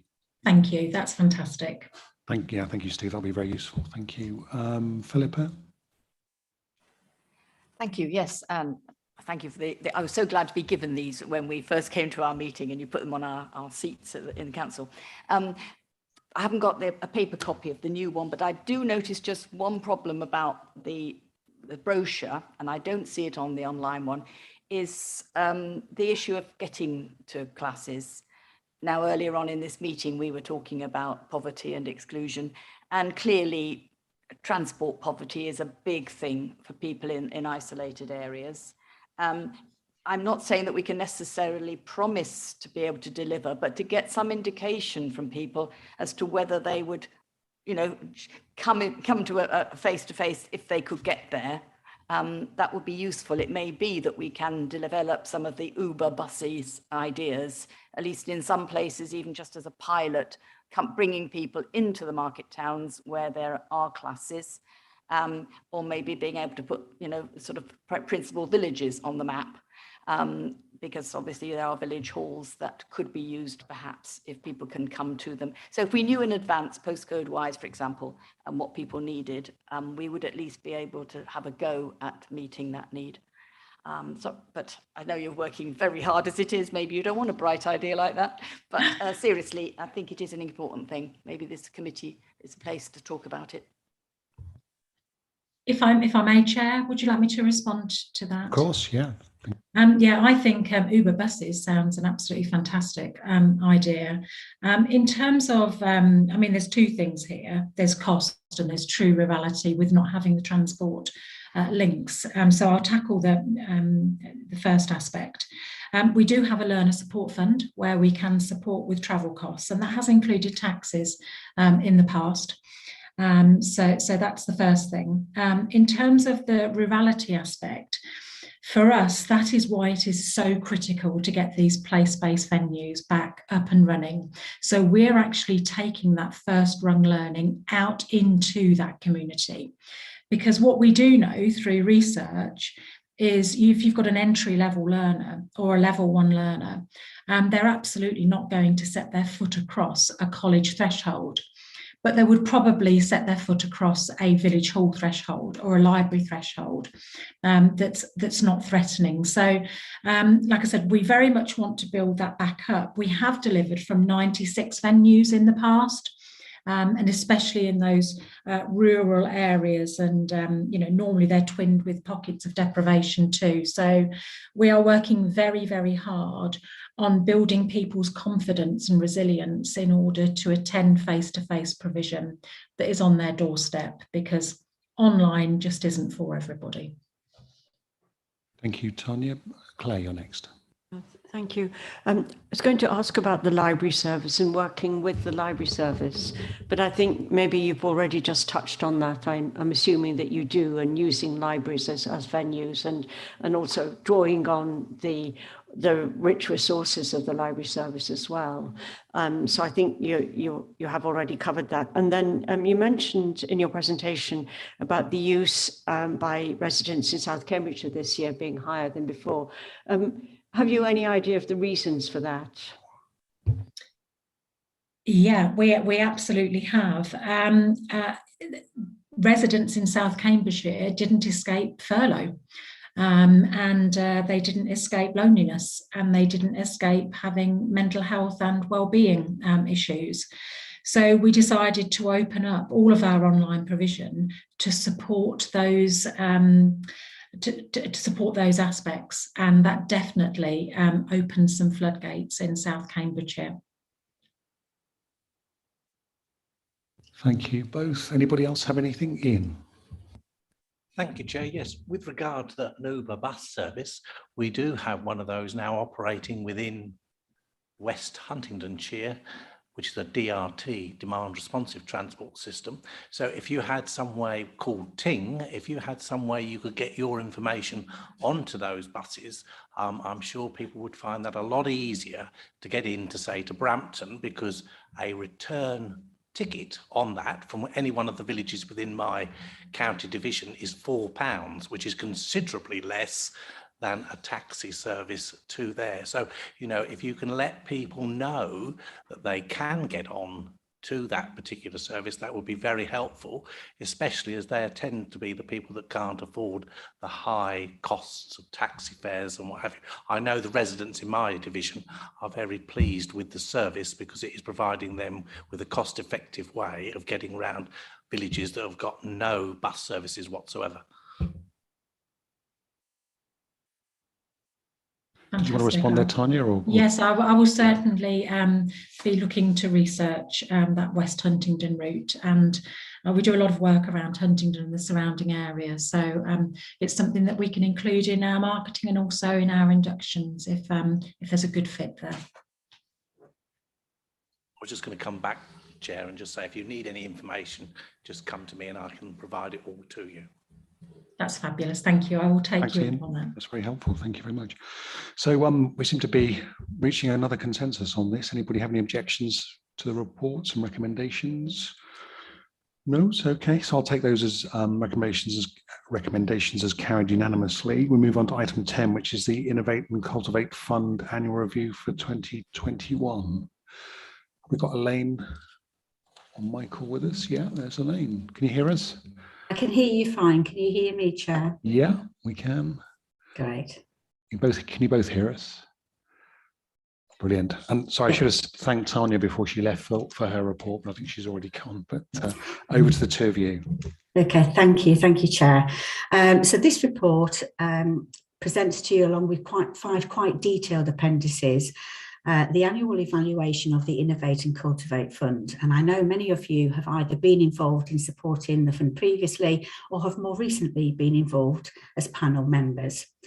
So it is quite a lengthy report, so I'm going to cover it very, very briefly for you for now.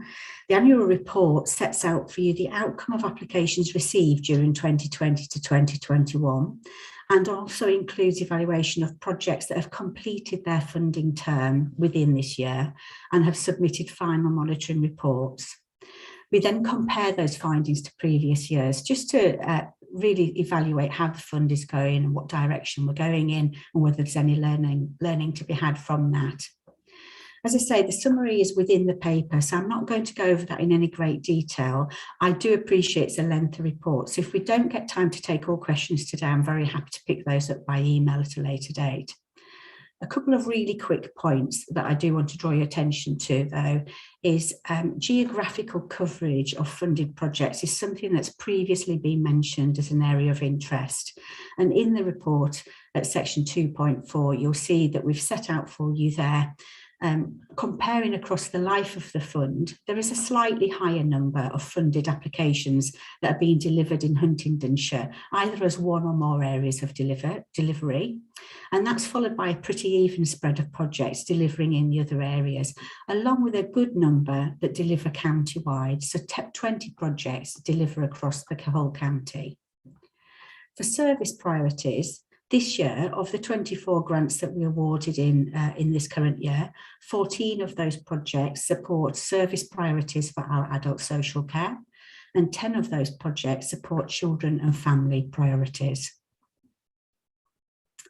When we're looking at the amount of funding available for the fund and our committed funding, the total amount available for the fund is 2.3 million. In total, to date, 94 projects have been awarded a grant through this application process. 3 of those either later declined the award or for reasons beyond their control were unable to start their projects and didn't take up the offer. And that leaves us with 91 funded projects in total through this fund. Of the 9 projects that have completed their funding term in this evaluation period, the total grants committed for those 9 projects comes to £279,930. From those, the total estimated return on investment, which includes the grant award, is £456,464. So since the start of the fund, 37 projects have now completed their funding terms. For those 37, the total grants committed come to £881,710, and the total estimated return on investment, including the grant award, is £1,543,340. A much more detailed breakdown of each completed project, along with those from previous years, is shown in Appendix 2, so I won't go over that. And we've also included for you the methodology in Appendix 3. I'm now going to hand over to Michael from Cambridgeshire Community Foundation, who worked with us to support the fund. And Michael's going to talk about their role in managing the applications and monitoring progress. Thank you, Elaine, and thank you, Chair. If I refer the committee to Appendix 1, please, of the review, which sets out the role that the Cambridgeshire Community Foundation plays in the fund.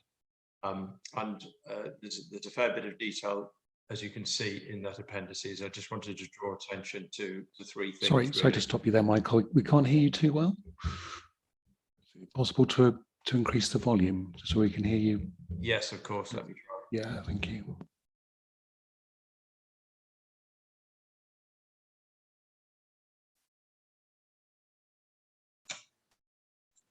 How's that? Better? That's excellent, thank you. Right, apologies for that. So I was, firstly, thank you, Elaine and Chair. I'll point the committee to Appendix 1 of the review that sets out Cambridgeshire Community Foundation's role in the fund. There's a bit of detail there, but in the interest of time, just highlight 3 things that I think are really important. The first is that we carry out due diligence checks on all organisations applying for the fund to ensure that they're eligible and that they have the right controls in place. And as you could imagine, that's really critical to make sure that the money's going to the right organisations for the right purpose. We also perform the role of informing applicants of the outcomes and trying to signpost unsuccessful applicants as well to different sources of funding. We run a number of different funds and also work very closely with Support Cambridgeshire to try to identify funding available for groups across the country.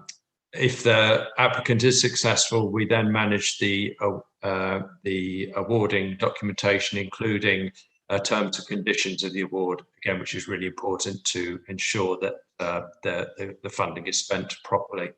And then the third element of our role that I wanted to draw attention to was the managing the monitoring process and ensuring that we receive on-time monitoring reports from grantees, and that then working with Elaine and her team then fed back in. It's that type of monitoring that helps create the annual review that you have before you.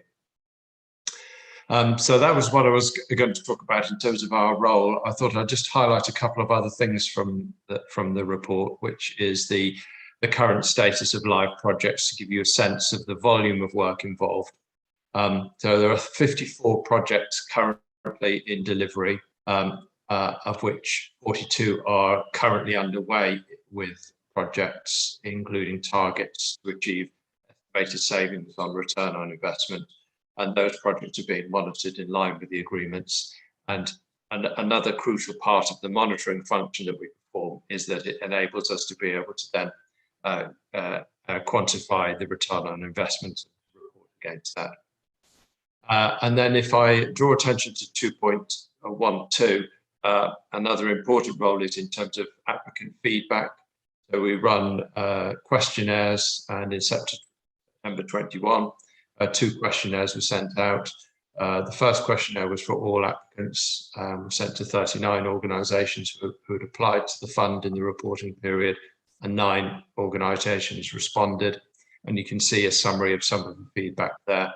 And then a second questionnaire has been sent to all live projects and projects that completed funding during the period, and 24 and you can see a summary of some of the feedback there. And finally, 2.12.3, if you refer to Appendix 5, you'll see a selection of case studies and feedback from live and completed projects. The committee. Thank you. I think we probably missed the last bit of what you said, but I think we got the gist of it. Claire, you have your hand up. Yes, thank you. I'm not sure whether this is a question for Elaine or not. Could you just explain to us the role of members on the recommendation panel and on the steering group? Absolutely, Councillor. So we've always had elected member representation at the recommendation panel, and they're part of the team of officers and members who receive all applications and then take a considered view and score appropriately for each application. We've continued with that pre and post election, and certainly on the recommendation panel we now have 7 elected members from this COSMIC committee who are part of that recommendation panel. So they receive all the applications and are part of the team who consider each of those. In the actual steering group, previously we usually have a steering group that's made up of officers primarily, and also the chair of this committee. And the steering group is responsible for the operational delivery of the fund, making sure that we receive any sort of monitoring by exception, that we can collectively discuss things that are coming up around the fund, and put together things like this annual report. You'll see from the recommendations in this particular report that actually one of the recommendations for future is that we increase the number of elected members at steering group and expand our the invitation to include all 4 COSMIC spokes. Does that answer your question, Councillor? Sorry. Yes, thank you. I was hoping to hear about the role of members on the fund, so I'm happy to hear that what you've just said. Thank you very much, both. Anybody else? Comment? Sorry, did I miss someone? No, right. Anybody else? Okay, well, thank you very much to both of you for your report, and thank you to everybody that was on the working party that we had, because I think it was a very useful exercise. Does anybody have any disagreements with the reports or the recommendations? Okay, so we appear to be unanimous. So we'll carry them accordingly. Thank you very much. Thank you, Chair. Thank you, Elaine. Thank you, Michael. Item 11, which is the very interesting bit, that's the review of the draft revenue business planning proposals for 2022-2027. And Claire, you're going to do that for us. Thank you.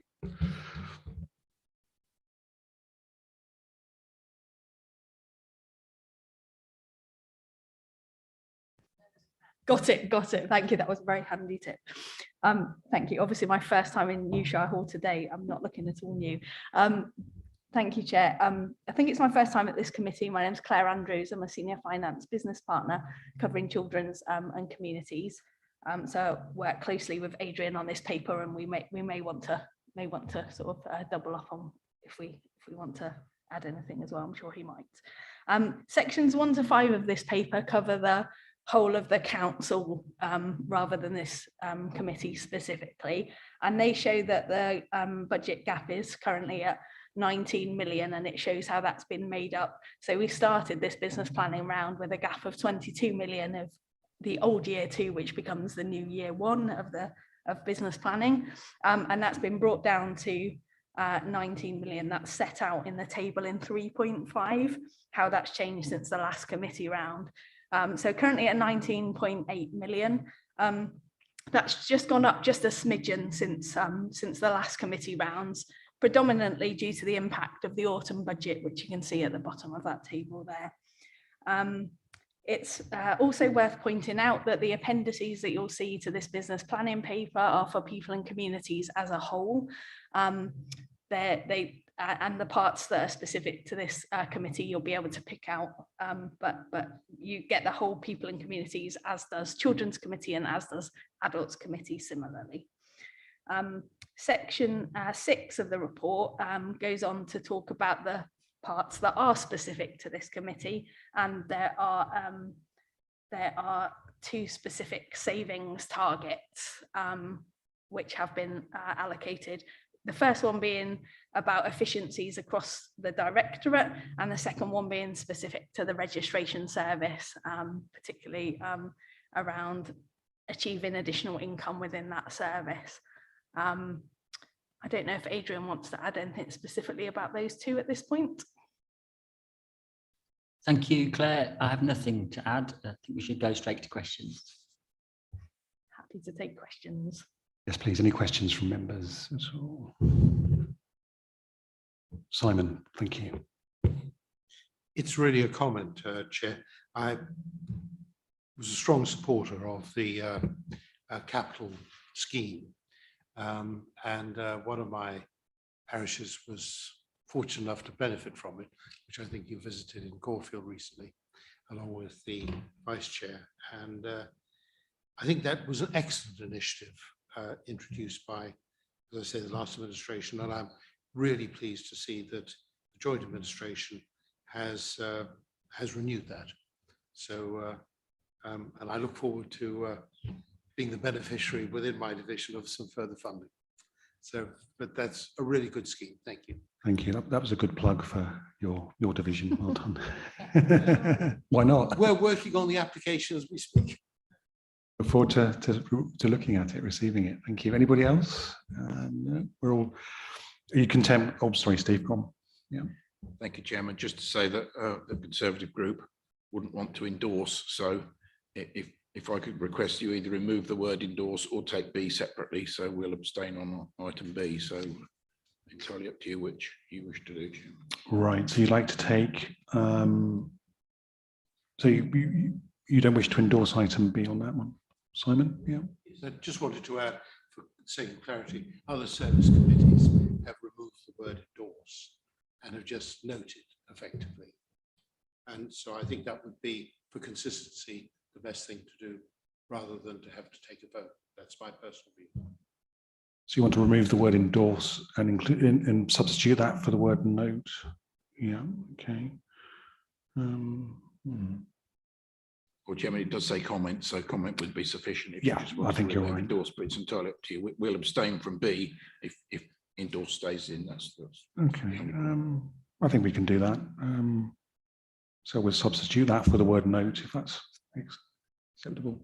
Just to say, we had the same situation with children and young people this week as well.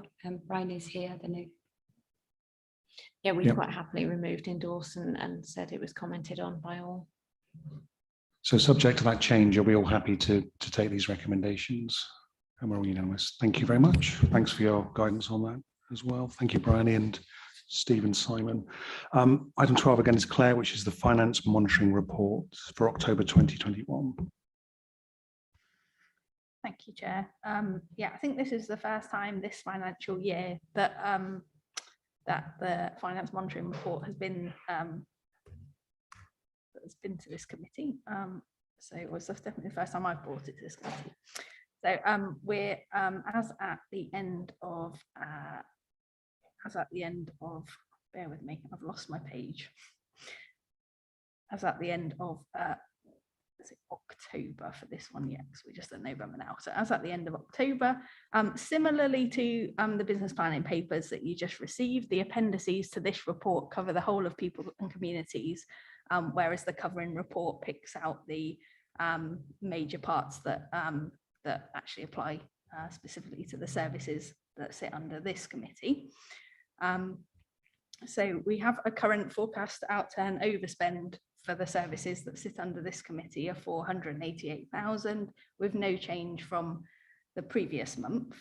The two areas that are making up those areas of overspend are the public library services, which have been particularly impacted by the pandemic in terms of the income that they're able to bring into their service, which is resulting in an overspend position. And secondly, the coroner service, which again has had impact from the pandemic with additional costs within that service. So there are further notes within the appendices. If you want to look into those in more details, I've referenced those in the covering report. But essentially, they're sort of known situations that are being managed as best possible, but with the best will in the world, we're not anticipating them to improve at this time by the end of the financial year. But in all the other areas outside of those two areas, that we're expecting to be on a balanced budget, so within budget there. Okay, thank you, Claire. Any questions at all or comments? No, we all appear to be very happy with this, so well done. We're content with this, maybe. Yeah, thank you. So I'll now move to those recommendations, which are at the front of the agenda. And I don't see any objections. Are we happy to take those again unanimously? We're doing very well tonight, aren't we? Well done. Thank you. Okay, you'll be pleased to know this is the last item on the agenda, item 13, not unlucky for some, which is the agenda plan. And so far, we actually only have 2 items for the next meeting on the, well, it's a reserve date, isn't it, for the 3rd of February. Also our main meeting, which will be on the 10th of March. Does anybody have any comments on that at all? Adrian? Thank you, Chair. In actual fact, we don't need to ask members to stand up February reserve date meeting. We can take the key decision on coroner and mortuary provision in the March meeting. So if committee are minded, we can revert to a normal pattern and come back to you in March. Thank you. Philippa, you have your hand up. This isn't a suggestion really of the agenda, but maybe if we do have scope for some sort of workshop which could be led by this committee. I personally, in my division, am grappling with a multi-agency issue, you know, the boy racers going around the park and ride, which brings in so many different aspects of life and social inclusion and the police and the community safety partnerships and the district councils. That I think it would be helpful to have perhaps a couple of case studies with officer leadership, because sometimes the officers can learn as much as we can in terms of where things can fit together and where we can help one another. And it's very much chance, I think, at the moment, which of us learns from one another. And if we had a workshop on one of these, perhaps if there's somebody else in the room who's got a particularly knotty problem, that can be helped by our multi-agency. I, for example, will be picking the brains of Wisbech and their Safer Wisbech. I've been in touch with Adam and hopefully the council members as well, to find out what other people have done to help, well, compete with the joys of annoying other people that do seem to otherwise cause problems. You want a workshop on annoying other people? Is that what we're asked for? Or... Sorry, I think we'll go for that. No, that's noted. Thank you. That's useful. Anybody else have anything they wish to add at this stage? Just something. Push you can. Yeah. Thank you. Absolutely. I'm just going to do a really quick, talking of workshops, a little reminder that we have Julia and Vicky, the Domestic Abuse and Sexual Violence Partnership Managers, running a workshop on Monday morning, including children as victims of domestic abuse, whole housing approach, perpetrator interventions, homicide reviews. So that was my little plug for Monday reminder. Yeah. Thank you very much, Simon. Having received an invitation to that. So I wondered if you could send one to me, please. Certainly can. Yeah. We'll make sure that's sent out to members. Yeah, thank you. Yes. It seems as though a couple of us haven't had invitations, and Okay. normally substitute members get the invitation. Yes, they do. They do. Okay, we'll make sure everybody gets the invitation. Thank you. Thank you. Thank you very much for your fortitude this afternoon, everyone. Have a safe journey home, and